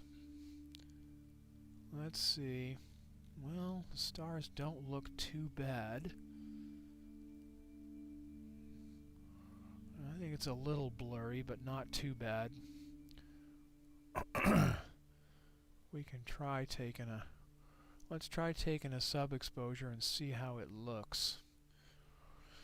It's probably not going to be the sharpest thing in the world. I'm not sure I want to refocus for the couple of targets we have in the north sky.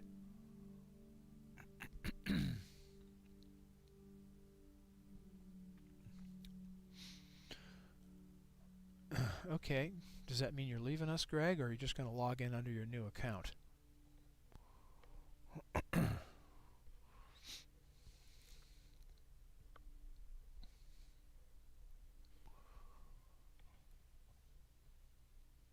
Oh, okay. Gotcha. Nevada Desert Skies is your Astro channel. Okay. Did you used to do them under your name, and so now you've switched? Or have you always done them as Desert Skies? Nevada Desert Skies. Alright, moment of truth here. Let's see how bad the focus is. Oh, actually not too bad. Not too bad at all. Alright, we'll play with this.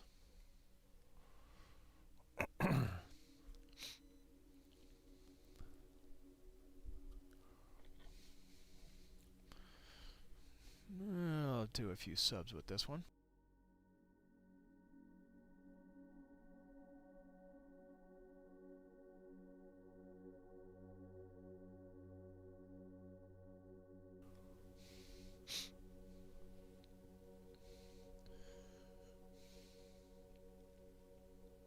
Okay. You're always under NDS. Got it. So how does my sound level sound now? Music versus mic. Does it sound pretty good now?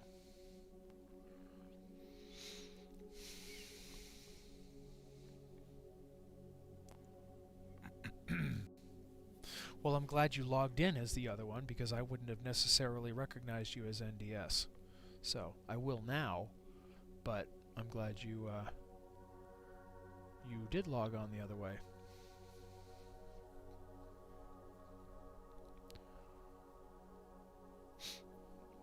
Oh, cool. I just got another sub, huh? Another subscriber. I'm definitely... Well, you know what? I don't know that I... Maybe I'm not following NDS. Actually, now that I think about it, I don't remember. I think I'm following at least one of your things. And I think it was when I watched one of your live streams, so it must be NDS that I follow. Although I don't find the YouTube follow thing, subscribe thing, very useful. You know, I expected that when you punch the subscribe button, if somebody you were subscribed to had a live stream and it emailed you or sent you some sort of notification off YouTube, that would actually be useful to me. Because I don't really spend hardly any time on YouTube, really. You know, I mean, obviously when I'm streaming I do, but... And when I'm, like, learning how to do something new I do, but that's not very frequent, so... I haven't figured out,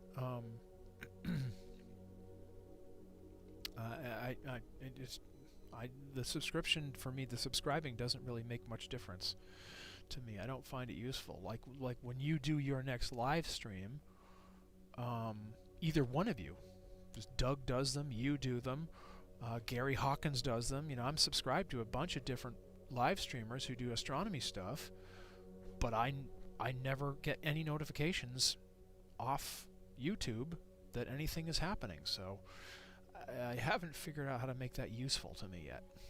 It just doesn't seem to be. So, anyway, NGC 2403. Let's see. NGC 2403. 2403.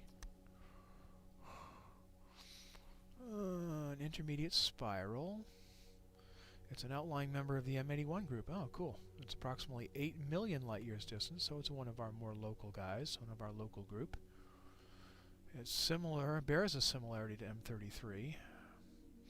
It's about 50,000 light-years in diameter, and lots of hydrogen beta star-forming regions.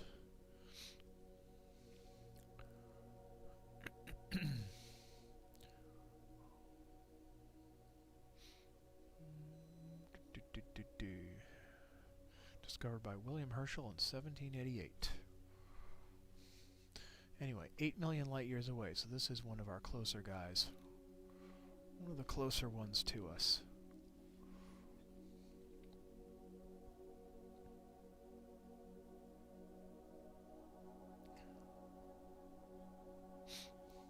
You have to click the bell next to the subscribe button and set up notifications.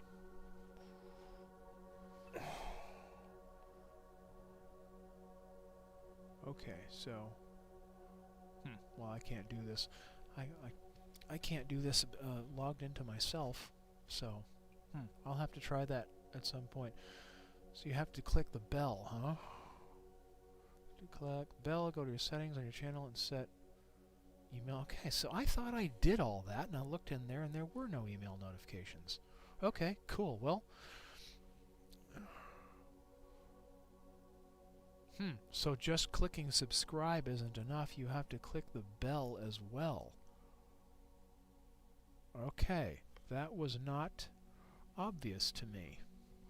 Okay.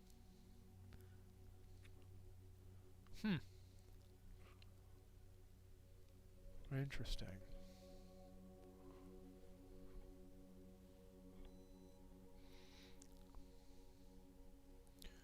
Very interesting. Oh, I don't want to... Yeah, never mind. I don't want to do it on this anyway. Okay. set email notifications. Cool. I will definitely do that.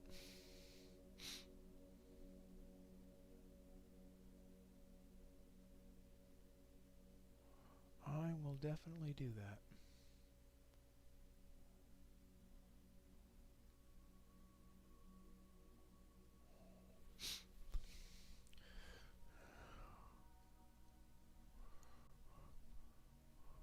Definitely are a lot of hot spots in this. You can see the puffy high energy spots in this that are all part of that galaxy. A lot of these dots, of course, are foreground stars in the Milky Way, in our own galaxy. But any of the puffy, fuzzy stuff in the background are all hot star-forming regions of this galaxy that we're looking at.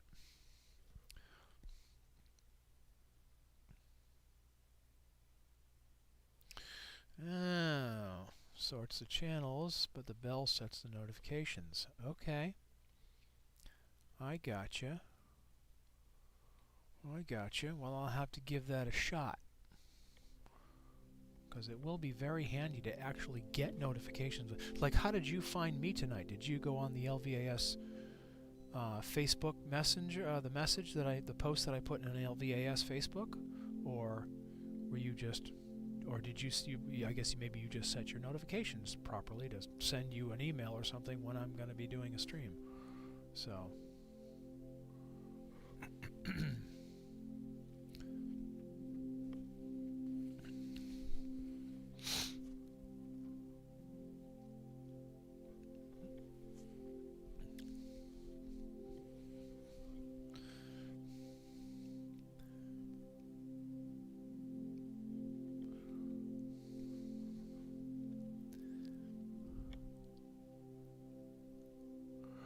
Yeah, Nina. Another thing you and Doug have in common is the use of Nina. He loves doing his the focus routine in Nina. I've looked at Nina, but it's not really, it's wonderful for AP, but it's not really geared toward EAA. And so for me, SharpCap is still superior just in terms of what I do, because it's the EAA, the live viewing, quote unquote live viewing, just seems more geared toward that, has better tools for that. But Nina has a lot of a lot of really cool stuff, and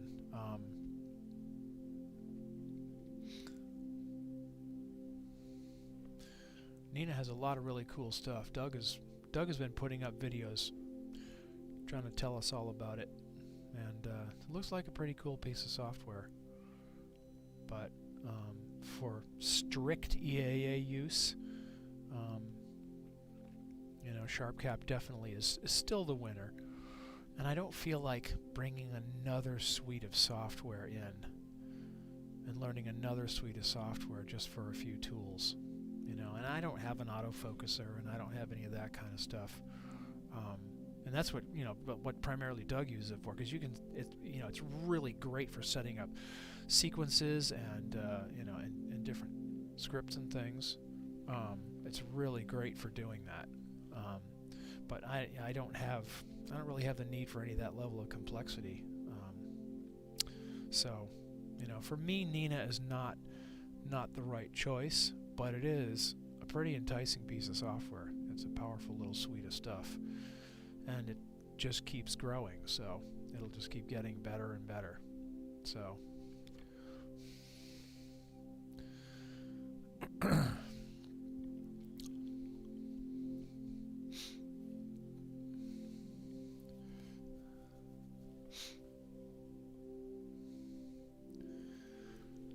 okay, well, that's about 10 minutes on that one. Let's see.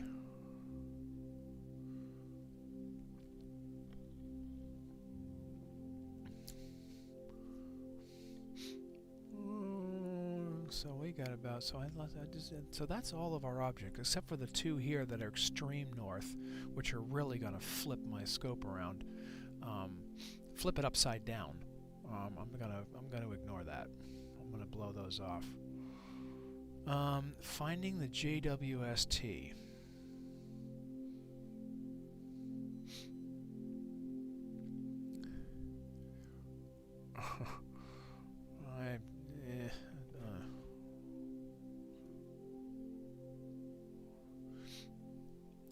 Yeah, Nina's price. Well, there's no doubt about that. No, there's nothing like open source software. You know, it's especially if it's actively developed. It can be a whirlwind of great stuff that just keeps getting better and better. So, yeah, that aspect of it I like too. But, you know, the price of SharpCap is quite frankly, it's a bargain at 3 times the price, so I don't complain about that. And Robin is really good at keeping things updated, so.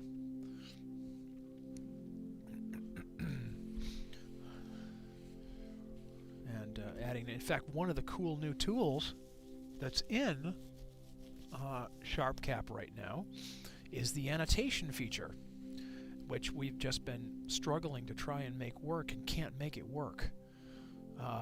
Not because the annotation feature isn't working, but because for some reason my plate solver is having difficulty with the 183.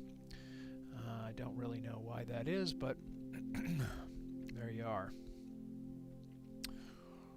Okay, so now I think we've kind of run to the end of our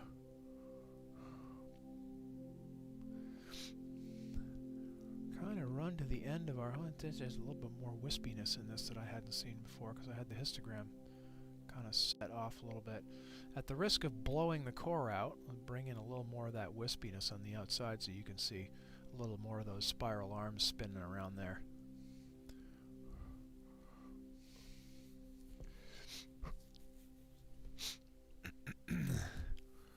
But just kind of stretch it a little aggressively so you guys can look at kind of the wispy outer arms of it a little bit more. And then we need to figure out what we're going to look at next.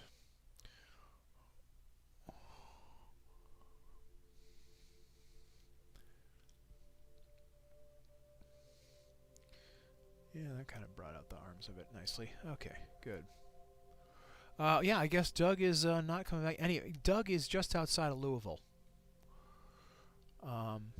So he's socked in tonight. He actually did a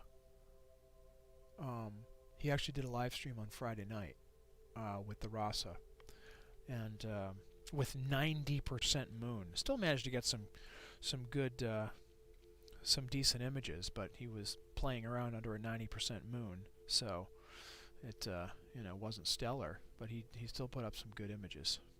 But yeah, he's much further on the East Coast than we are here. I didn't answer because I thought he was going to answer, but maybe he's bowed out for a bit. May have gone in for the evening. He's on East Coast time, so it's almost midnight for him, so he may be in for the night. And I've been on for almost 2 hours, so I could think about calling it a break too here. But I don't know. We could see if there's something else interesting up. Of course, Orion is high in the sky, so that's always fun to look at stuff around Orion.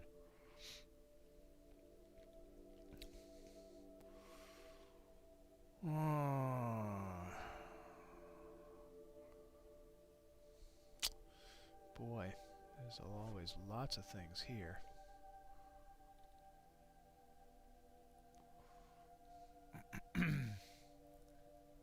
Yeah. What are you doing? The rosette. Oh, there you go. Gary, that's a favorite for you.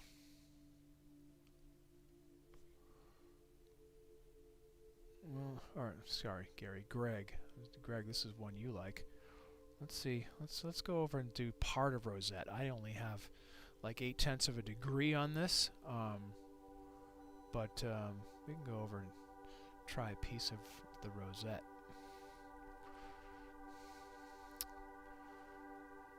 Alright, let's go zip over there. Back to the southern sky where my scope is happier. 8 hours. Is it going to get that cold tomorrow night? I didn't see that it was going to get that cold. I know it's supposed to be, well, I think it's just supposed to be much calmer, so that always ends up making it more chilly for us. You know, I think it's actually been a little bit since I have done a focus. So I think I am going to zip up here to Betelgeuse and check the focus, because it has been a couple of hours. So let's go check our focus. Look at those beautiful diffraction spikes, Greg, huh? Come on. Look at that. That is just awesome. I'll just might as well resync the mount. Oh, shoot, I went too far. Dang it. Come on. Went too far. Now went too far again.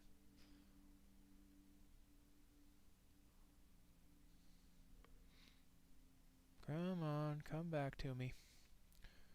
I do deal with a little bit of backlash on this, that I will say, but there we go, that's pretty good. Yeah, that's good enough. Okay, let's resync the mount.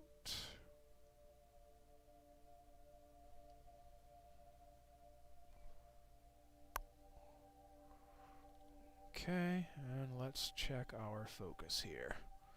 So I'm going to go check this focus and be right back.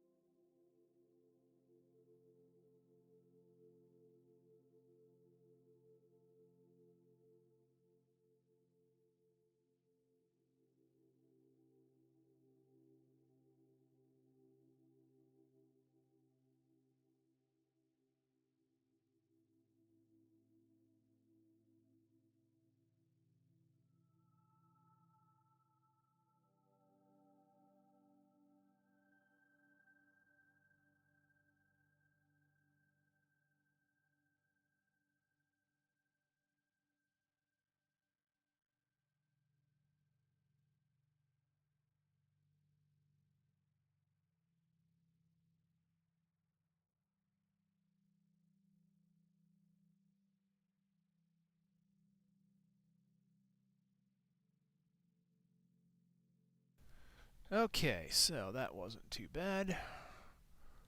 So now we'll go back to the rosette.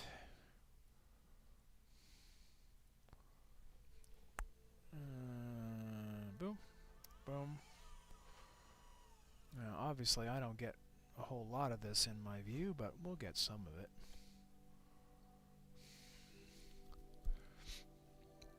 Yeah, that's looking a lot sharper. Okay, let's start some imaging.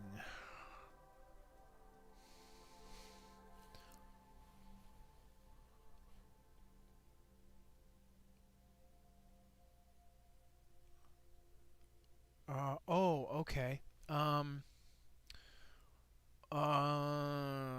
gosh. Okay, so to resync. So Control 1 sends the scope to the next place. Sends the scope to the selected target. So let's see. No, how do I do that? Oh, where are the keyboard shortcuts? I forget where the heck they are. Plugins, tools. I have changed. So there are. Dang it! Where are the? Oh wait, I can never remember how to get into the keyboard shortcuts in this thing. Search window, configuration, calculations. No.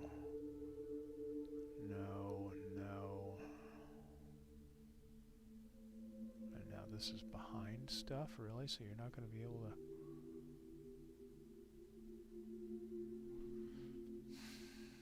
I think it's in here somewhere. Information. Control 1 sends the scope to the next object. I think it's Control 3. I'm trying to remember what the default settings are, because I changed them. I think it's Control 3 does the synchronization, and Control 5 stops the slew. It's emergency stop. I changed them to be control 1, 2, and 3 respectively.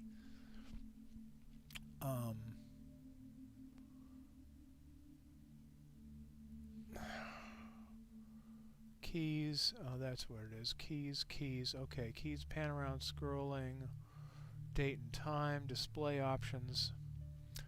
Yeah, so I changed them, movement and selection. I think it's all the way down at the bottom, telescope control. A Bortle is control 3. I changed mine to be control 3. And then control 1 moves to the selected target, and then control 2, obviously these are not in any sort of logical order, but control 2 sends telescope 1 to the synchronizes telescope 1 to the selected object. So I changed them to be 1, 2, and 3 respectively. So you can just click this button here and edit them and change them to be whatever you want. I think by default they were 1, 3, and 5, if I remember. If I remember right. So yeah, go into the help window or F1 and then edit keyboard shortcuts. And then you can set them to be whatever they want. I think it's 1, 3, and 5 by default, and I set them to be 1, 2, and 3 because that just made more sense to my brain. So, but that's how you do it. And control 0 gets you in the telescope control applet in the first place. Telescope control plugin. All right, Rosette Nebula.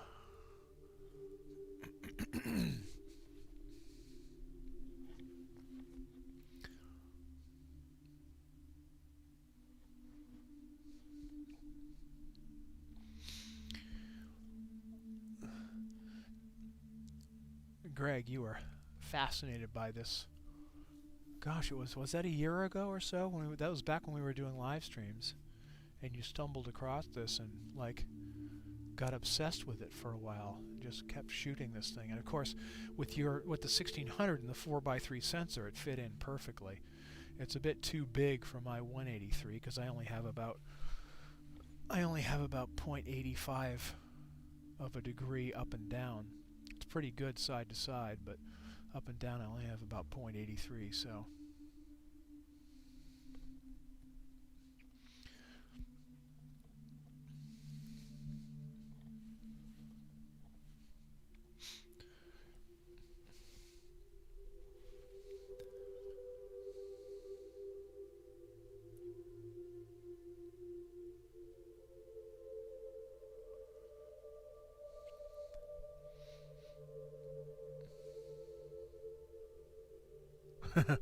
It's a beautiful nebula.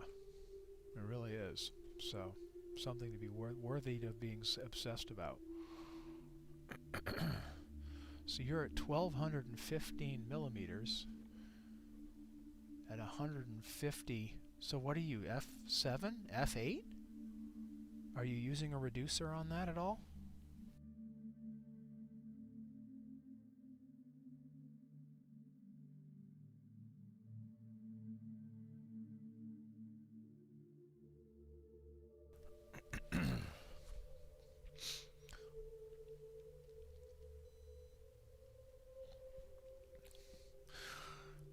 I've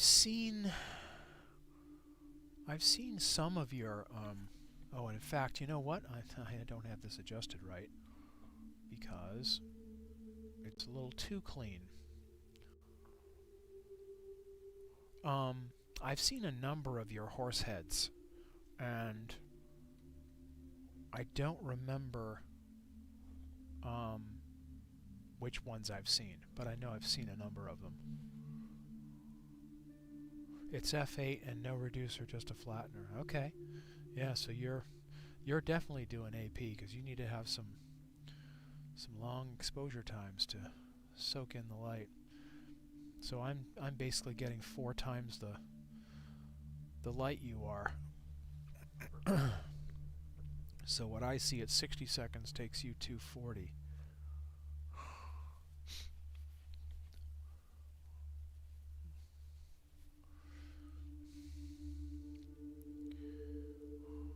And of course you're missing the really cool diffraction spikes, but yeah, whatever. We'll overlook that. But yeah, there's nothing like a good refractor, especially a nice corrected APO. It gives you, talk about clean, that's some nice clean images. But it's too slow for me. You know, I don't want to have to set up a CEM 70 and a big 6-inch refractor. How much does that sucker weigh? That thing must weigh, what, 40 pounds? 30 pounds? The refractor alone? 6 inches of glass, and it's probably at least a triplet up front, so that's a lot of glass, man.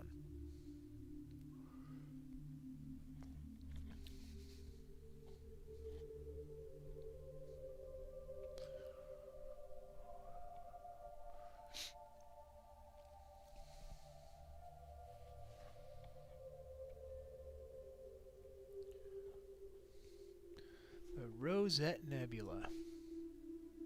She is a beauty. Such incredibly sharp, dark patches in here. Dust lanes, or whatever they are.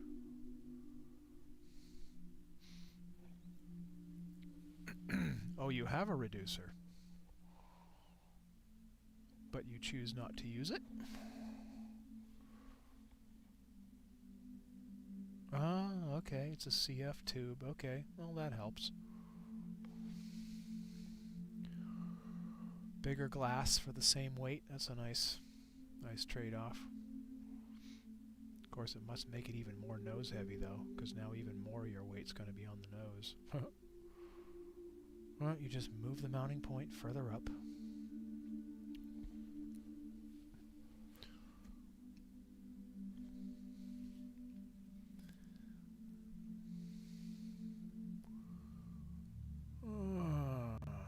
Well, I don't know how cold tomorrow night's going to be, but tonight is pretty nice. Now that the wind has stopped, very early on it was a little bit breezy, and that was cold. But now that the breeze stopped, it's just really nice. It's actually quite nice. So.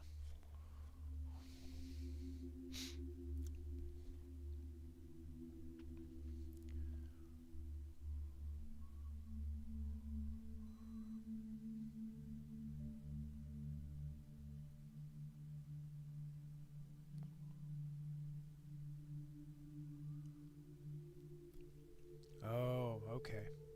So you're going to use it, but you need a hookup. Yeah.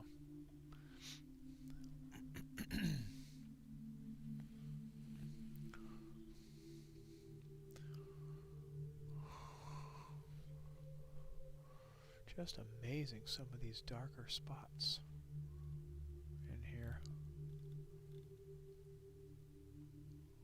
Just some amazingly sharp dust pockets and dust lanes in here. All in here.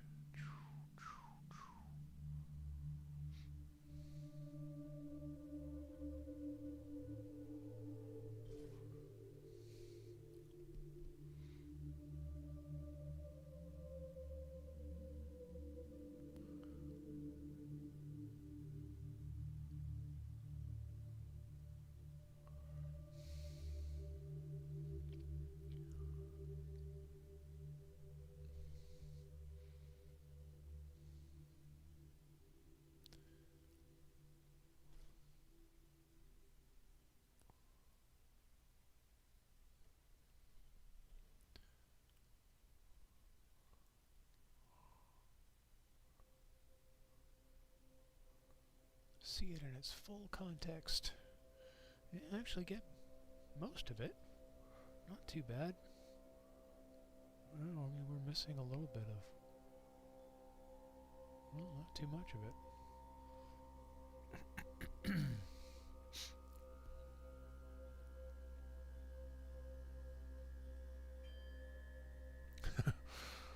Yeah, they are just stark.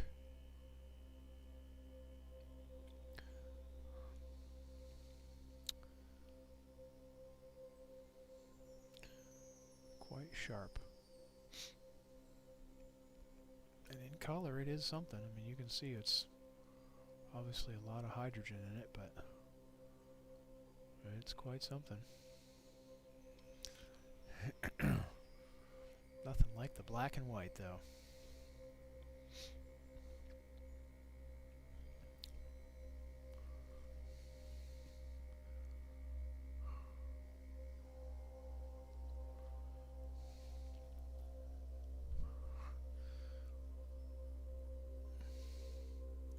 Well, I think I'll do one more thing before going in. Let's see. Well, 42 is always a good thing. Running Man, 42. I like the AltAz region. You know, but what have I ever done on this stuff? And you know, I don't know that I've ever done this region with the mono. So I don't know that. I mean, I do this all the time with my with the 533, with the one-shot color. Hey, Doug has resurfaced. Did you fall asleep on your keyboard, Doug, or what? Well, I know Friday night you were up until like 1 a.m. with the live stream, so you're not exactly an early to bed guy. But let's see, how do I want to do this? Well, this might not actually be too bad. Let's just go. Let's go up with it a little bit so we get a little bit more of, oops, wrong direction, dummy. Got a little bit more of the horse head in there. Make sure we get the horse head. Let's see if we can just get it all. Alright.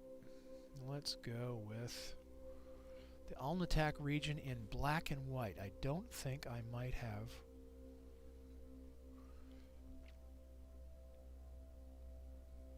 Yeah, it's after midnight for you now, Doug. So, we just did the Rosette Nebula. I don't know if you caught the end of that.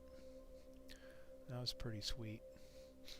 Now I'm going to try to do something something that I do all the time with the 533, but I don't know that I've ever done it with the 183. So, AltAz region. I don't know that I've ever done M42 in mono. So,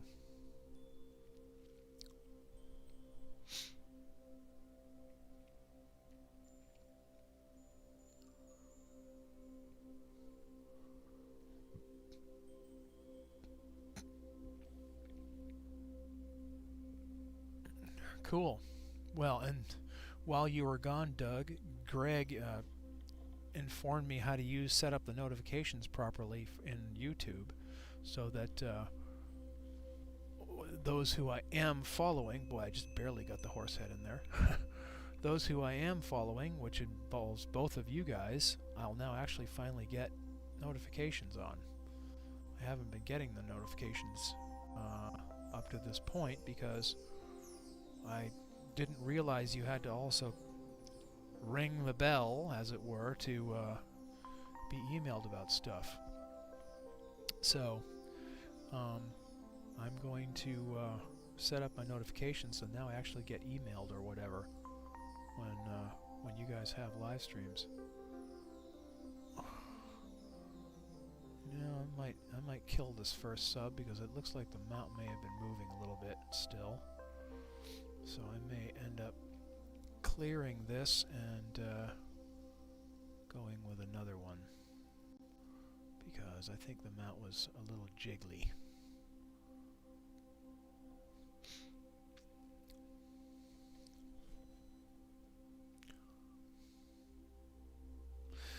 Yeah, notifications. What a concept, huh? I've been subscribing, but of course, unless you're on YouTube, when somebody you're subscribed to is doing something, you don't. I never got any notifications. So, and I went into the settings on my YouTube account and could never figure out how to set up the notifications. I didn't seem to be a way to set up the notifications. So, thankfully, Greg just learned me how to do it. So you got to ring the bell. So, Yeah, so now I'll actually get notifications when you guys do stuff. Now, normally, Doug, you and I send notifications out through the CN community on the forum, but Greg doesn't. Well, Greg, actually, you're on Cloudy Nights, but you don't frequent the EAA forums because EAA is not really what you do. So, never get notifications from you about that. But now I'll get it. Look at those beautiful diffraction spikes on AltAz. My gosh, that just makes the image look so much more sparkly and beautiful. And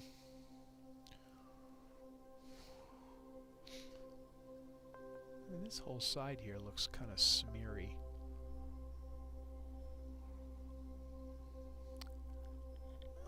Well, I just checked the focus, so my focus has got to be good. So this whole side just looks like a little bit, maybe the camera is not in exactly square.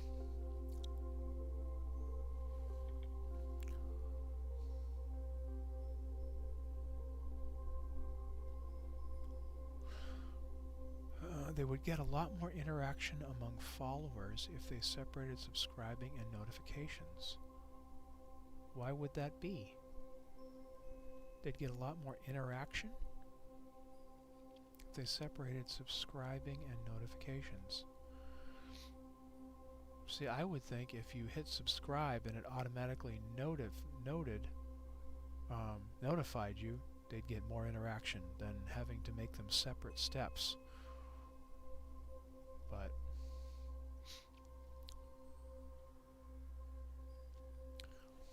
I don't know.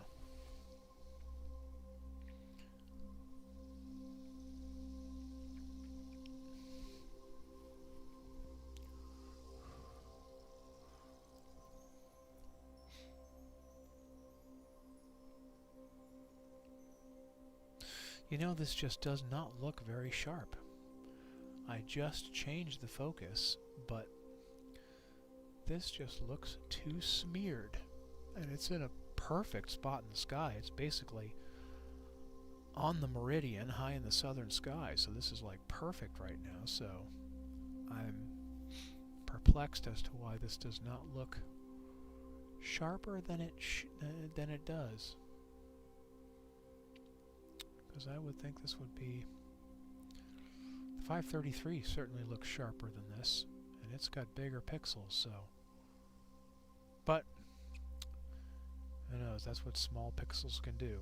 The smaller the pixels, the more they bring out the limitations in your mount, so...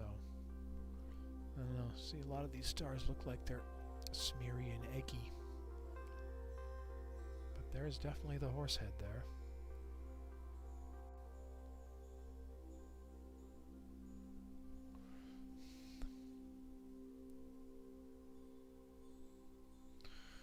Automatically get an email for every subscriber. People wouldn't subscribe. Well, that's the way I assumed it worked. I mean, I only subscribe to the things that I want to get notifications for. You know, I subscribe to you, I subscribe to Doug, I subscribe to Gary, I subscribe to, you know, the people that I would want to get notifications for, and don't subscribe to anybody else. So, you know, that would seem to be the value of a subscription. If, you know, the value of subscription is nothing more than clicking a button, and it's sort of like a like, you know, sort of like giving somebody a like or something, then, I don't know, it seems to devalue what a subscription is, I guess. So, just seems a little weird to me.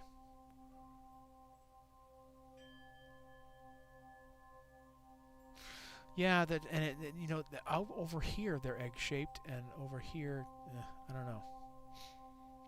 It is kind of odd because it's in a pretty ideal spot in the sky, so it shouldn't be having tracking errors,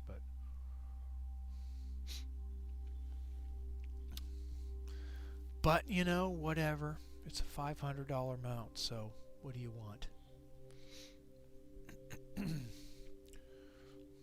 Could be time for me to check my polar alignment too, but I don't think that's what this is. It just doesn't look very sharp here.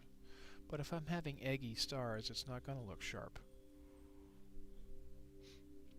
You know, and that's going to be... So let me clear this again and see if this new sub also has streaky stars.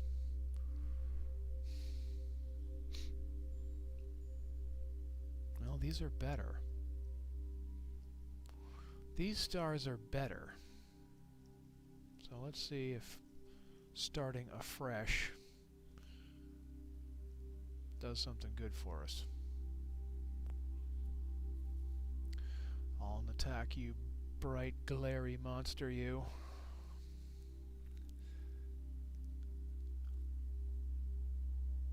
Oh, I see. Yeah. Hey, Frank. Gosh.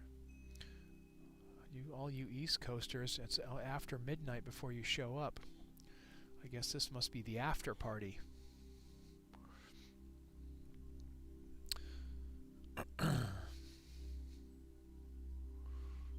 So Frank is another Cloudy Nights guy, one of our regulars from the live streams.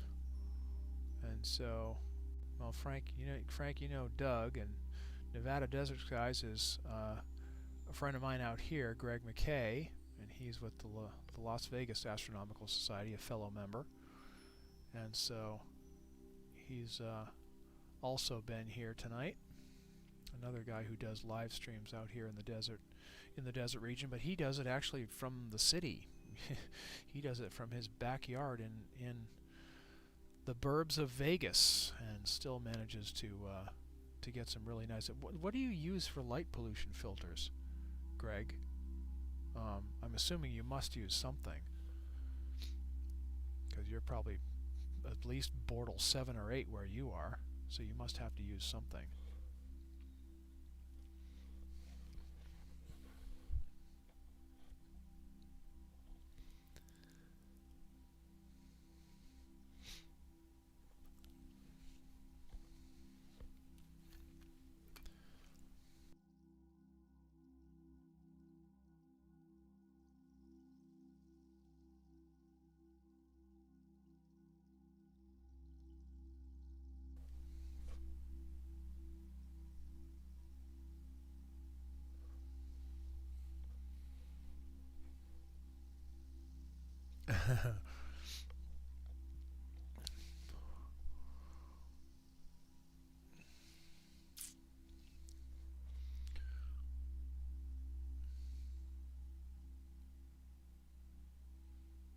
Okay, so you're just strictly a narrowband hydrogen alpha.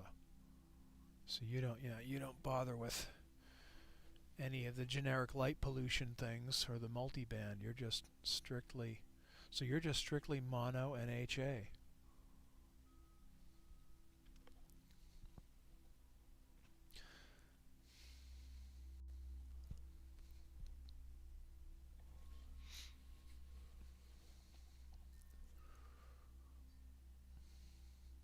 Well, I'm glad you stopped by, Frank. If anybody can lull you to sleep, it will be me. Although we got the nice horse head up. I managed to get the horse head in flame in the narrow part of my up and down, unfortunately. I wish it was sideways, but not the way it works out tonight. Still not as sharp as I would have liked, but I think it's better than before I reset.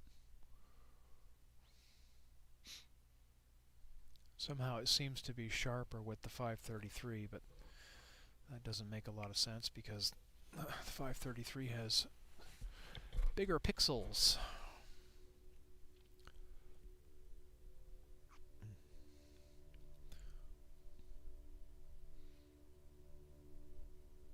Yeah, so that 3 nanometer filter is essentially your light pollution filter. Chokes out everything except hydrogen alpha. And then you go dual band.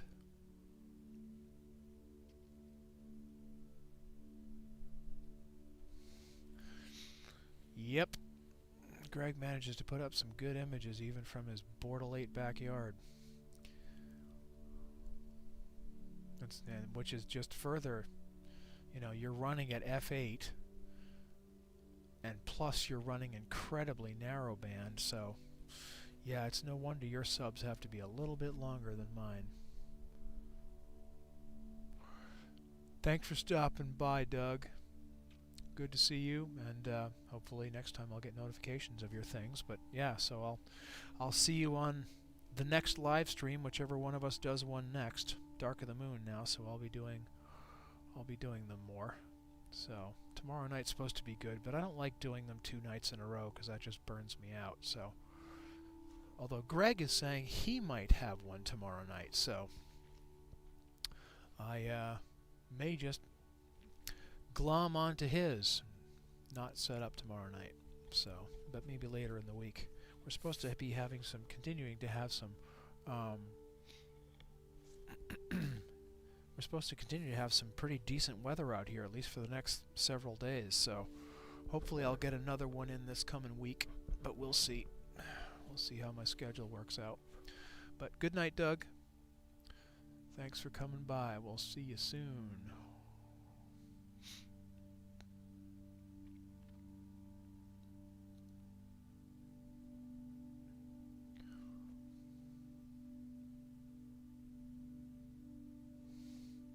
Yeah, 10-minute minimum subs. Yeah. Yep, that's a long time.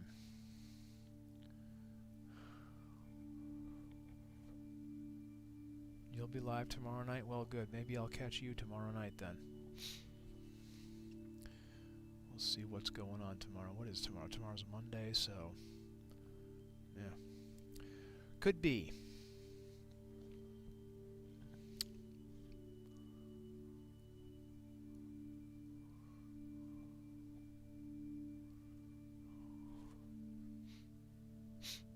Night, Doug.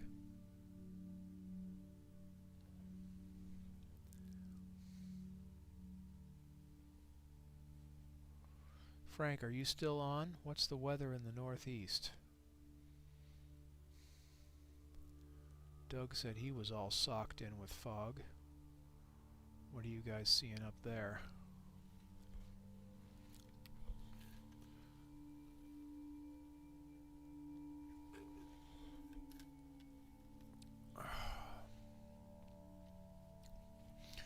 Yeah, this came out better. Stars aren't quite so eggy. It's a little bit sharper.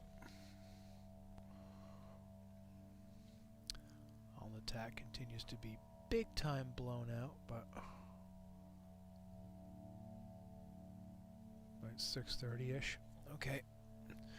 Yeah, I put it off. I can't do much before 7. I was thinking of 6:30, which is about 90 minutes after sunset, so it's about the beginning of astronomical dark, and I was thinking about it, but I just can't quite get in that early.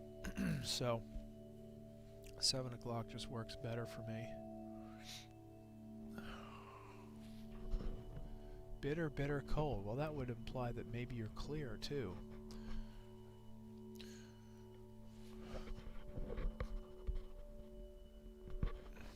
You're in New York, right, Frank?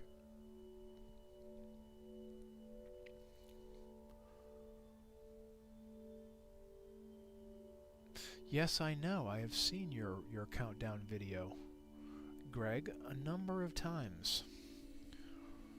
Seems to me it has things from a daytime, like a daytime event.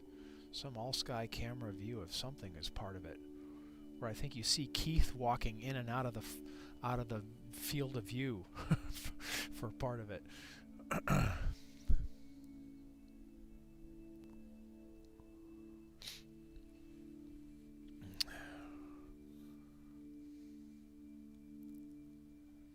We'll give this about, well, actually this is going to be 10 minutes here, so that's probably about good for us for this one. And I'm going to try, I think, M42 just to see, because I don't think I've ever imaged that in, yeah, Schenectady. Okay. Yeah. So I'm actually from New Hampshire. I'm from New England, so My parents are still up there. But yeah, the desert is a whole lot more friendly to astronomy. Well, not too bad. Not as sharp as I was hoping it would be, but this is not too bad. So let's move on to do M42 here real quick, and then I think I will call it a night because it's been 2.5 hours. So, but how can you be in Orion and not do M42? Beckland's star, close enough.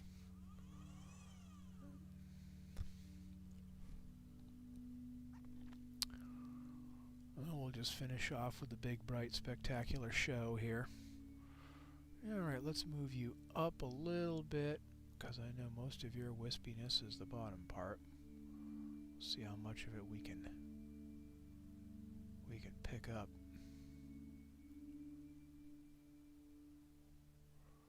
That's pretty good. And let's see how that works. Start imaging. So actually, well, Greg, actually, I got a new toy as well. Tonight was the first night of my, I got a new EL panel to do my flats.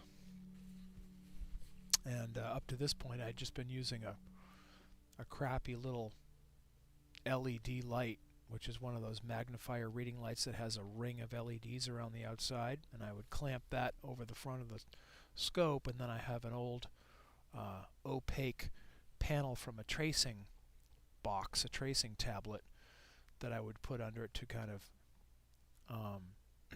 you know, diffuse the light as best as I could. And so that's what I've been doing flats with up to this point. And it worked okay, but I always had a halo. You know, when you zoom out and see the full frame, I always had a halo around the outskirts. You know, almost the size of the whole image. I would have a halo around it, and so it was clear the ring of lights was showing up. So my toy that I sprung for myself was getting an actual full-on electroluminescent panel. Now for this, we can back way off. Well, maybe not that much because you guys need to see some of it. So I got a electroluminescent panel, and so that's what I did my my flats with today, and it looks pretty even. I think the halo is gone. So again, I mostly notice it with the 533, not the mono, but it looks like it's the lighting. It looks like it's pretty even, side to side, corner to corner. So I think it's definitely going to work better. So happy with my toy. Okay. So now normally I don't do 60 seconds on M42 is way too much, but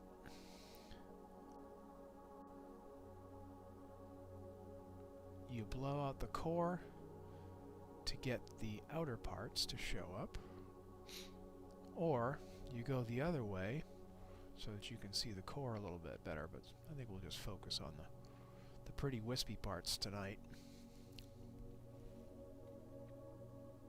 Yeah, the Spike A. I actually looked. That was one of the things that I considered getting, was a Spike A. Expensive, but not tremendously expensive. I mean, some of the more fancy ones, like the Flip. What is it? It's a Flip something. I forget what the name of it is. Anyway, for a sizable newt like mine, well, actually mine's a small one, but for an 8 or 10 inch newt, you know, these things are $400 and $500 for the flat panel. The Spike A is only like $270, which compared to them is like a kind of a deal. So the Spike A looked pretty good,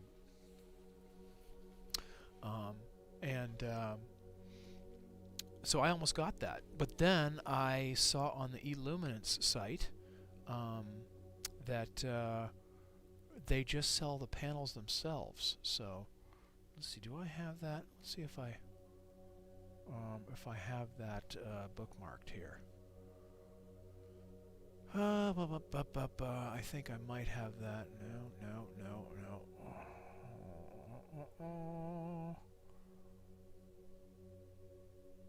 No, I didn't. I have that bookmarked on my other thing. Let me see if I remember what it was.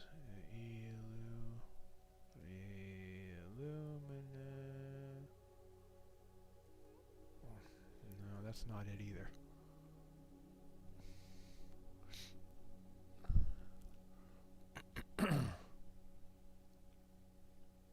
No.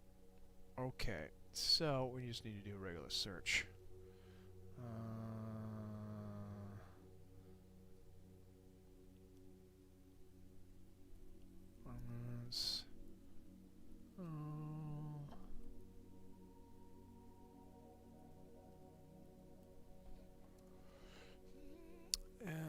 Illumaglow, that's it. Illumaglow. Yeah, these are the guys.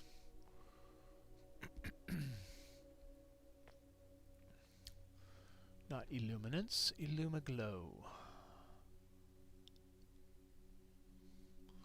Yeah, so these from these guys you can just buy the straight panels, and so you just basically buy the size that you want. And so, well, for you, Greg, the 5-inch is no longer big enough because you got a 6-inch.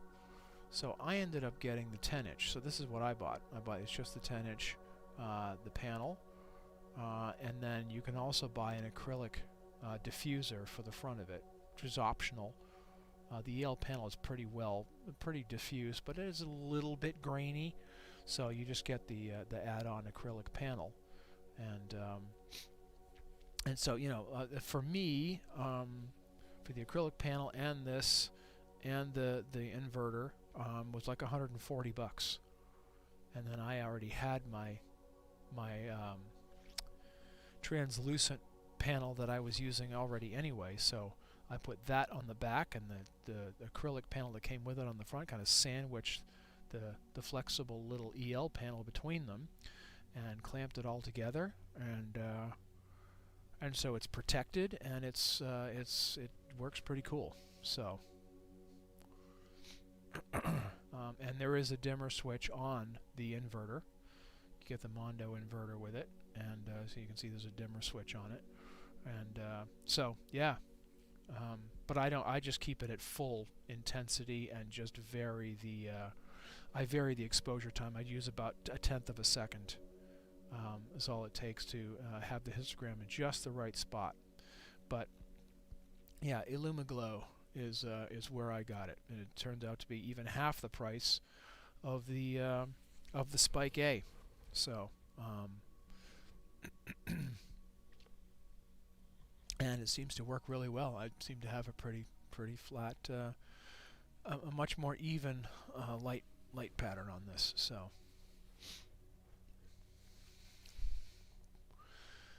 But yes, I did look at the Spike A, the Spike-A-Flats.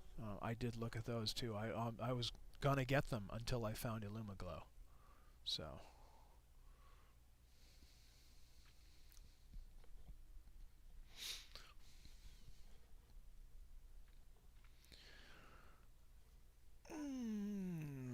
Well, there you go. So now we can. So I'm gonna crank the stretch again, which is going to really blow out the whole middle, but then you guys be able to see much more of the beautiful cloudy wispiness that's out here. Which is really, I think, the part that's pretty neat.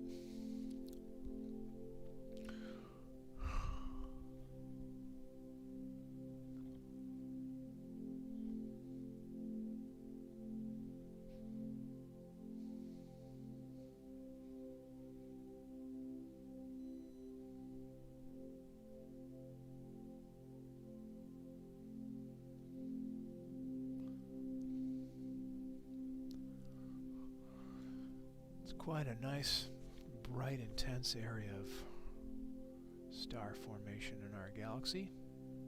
This is only a few thousand light years away from us too, so it's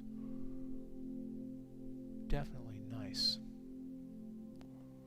Close and nice, and look at that. That's just gorgeous.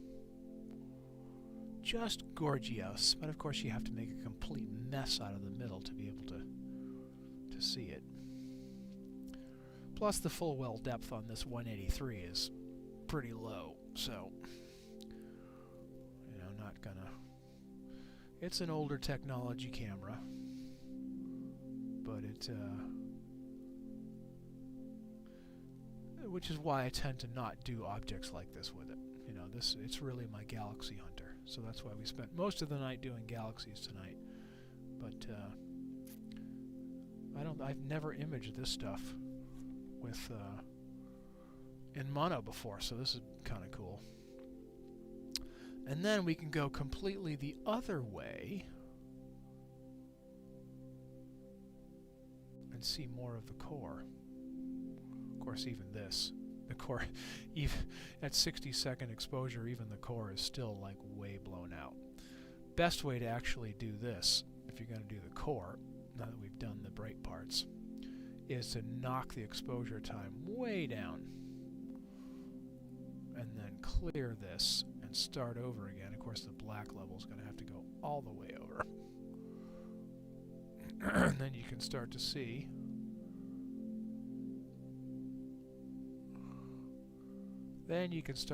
more of the core in there.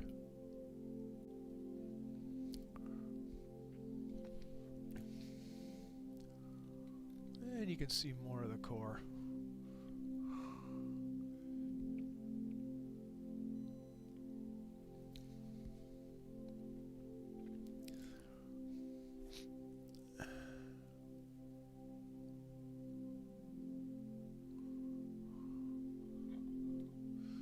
What am I running? 12-bit?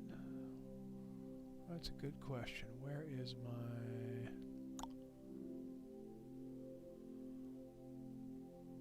Well, this isn't going to tell me.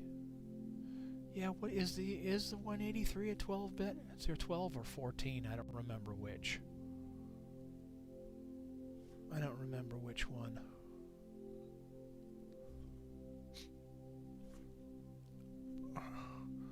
And if you go really far out, you can actually see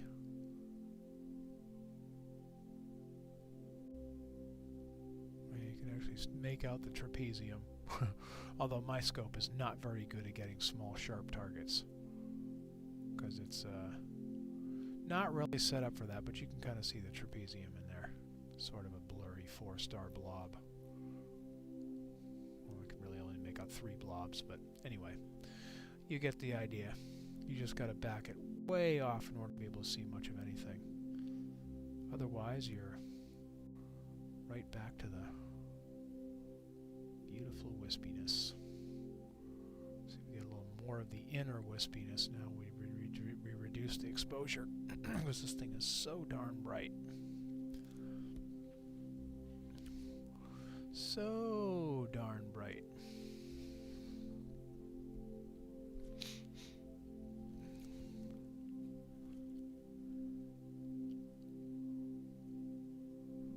Well, now that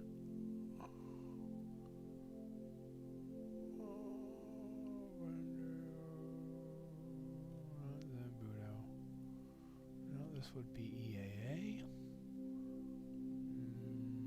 Not that.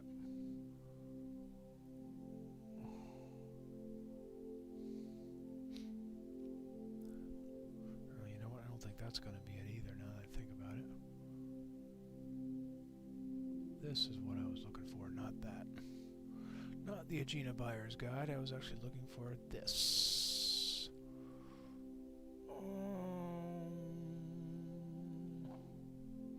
Oh no, they're out of the office. DSO cooled cameras. That's where the 183 will be. 2600, 294, 183 Pro color. It won't matter. They're both going to be the same.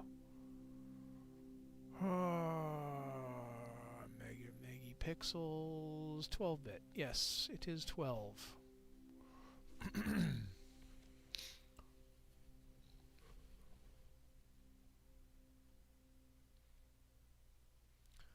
Yeah, pick up the 2600. What the heck? Only another couple grand. With all the money you spent lately, go for it.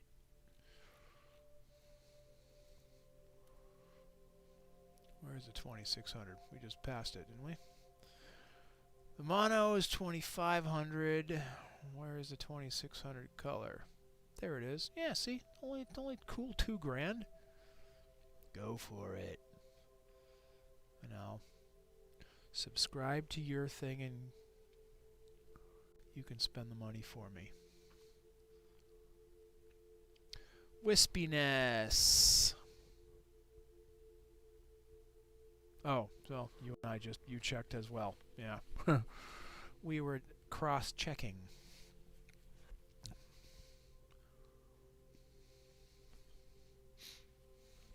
All right. Well, I think I'm done anyway. So, thanks everyone for being here. Thanks Greg for being here, and I just may see you tomorrow night on your live stream.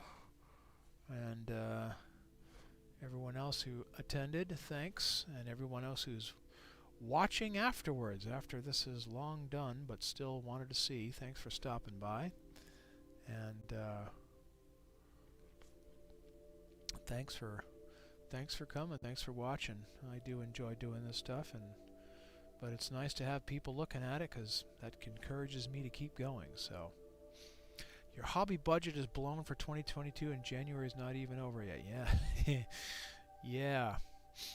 I hear you. I don't have your kind of budget, but I'm still, yeah, that's, well, quite honestly, I considered a whole bunch of things. I considered upgrading my mount. I considered upgrading my scope and going bigger to an 8-inch instead of a 6, and going to a GEM and going, you know, and it's like, you know, from where I have my setup dialed in so well right now that the only way I can really make any substantial improvements is to go up dramatically in both cost, size, and weight.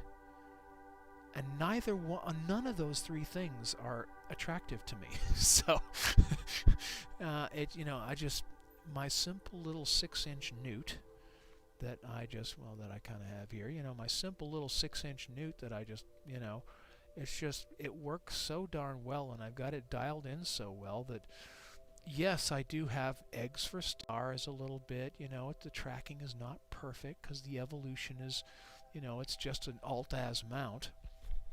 It's one of the better ones, but still, it's just an AltAz mount, and it's not a high dollar thing. And, you know, but it's just dialed in so well that and it works so well that it's hard for me to budge from this spot because I just really enjoy what it does, and like I said, going up from here would require a lot of money, a lot of size and weight issues, and just everything would need to get a lot bigger and a lot more expensive. And I just don't think for me it's worth it. So, I don't know. I continue to toy with the idea, but for now my budget was $140 to get my new EL panel, and I think it's worked pretty darn well. So, but I look forward to being on yours tomorrow night, and hopefully I'll make it. And see what your budget just bought you. And oh yeah, see, I mean, you know, I can, you know, you can have one of these at a very reasonable price, Greg. I can get you one of these. You know, I'll get you one of these for a quarter of what you paid for that CEM70, guaranteed. I'll get it. I'll even deliver it for free. You just let me know. Tomorrow night I'll be on your live stream. You let me know. I'll be happy to build it for you. All the craftsmanship that goes into building one of those duals. I mean, I'll even include some of the convenient storage holes. So, no extra charge. You just let me know. Anyway, blah blah blah. Good night, everyone. Thanks for being here, and I will see you guys all next time. Good night.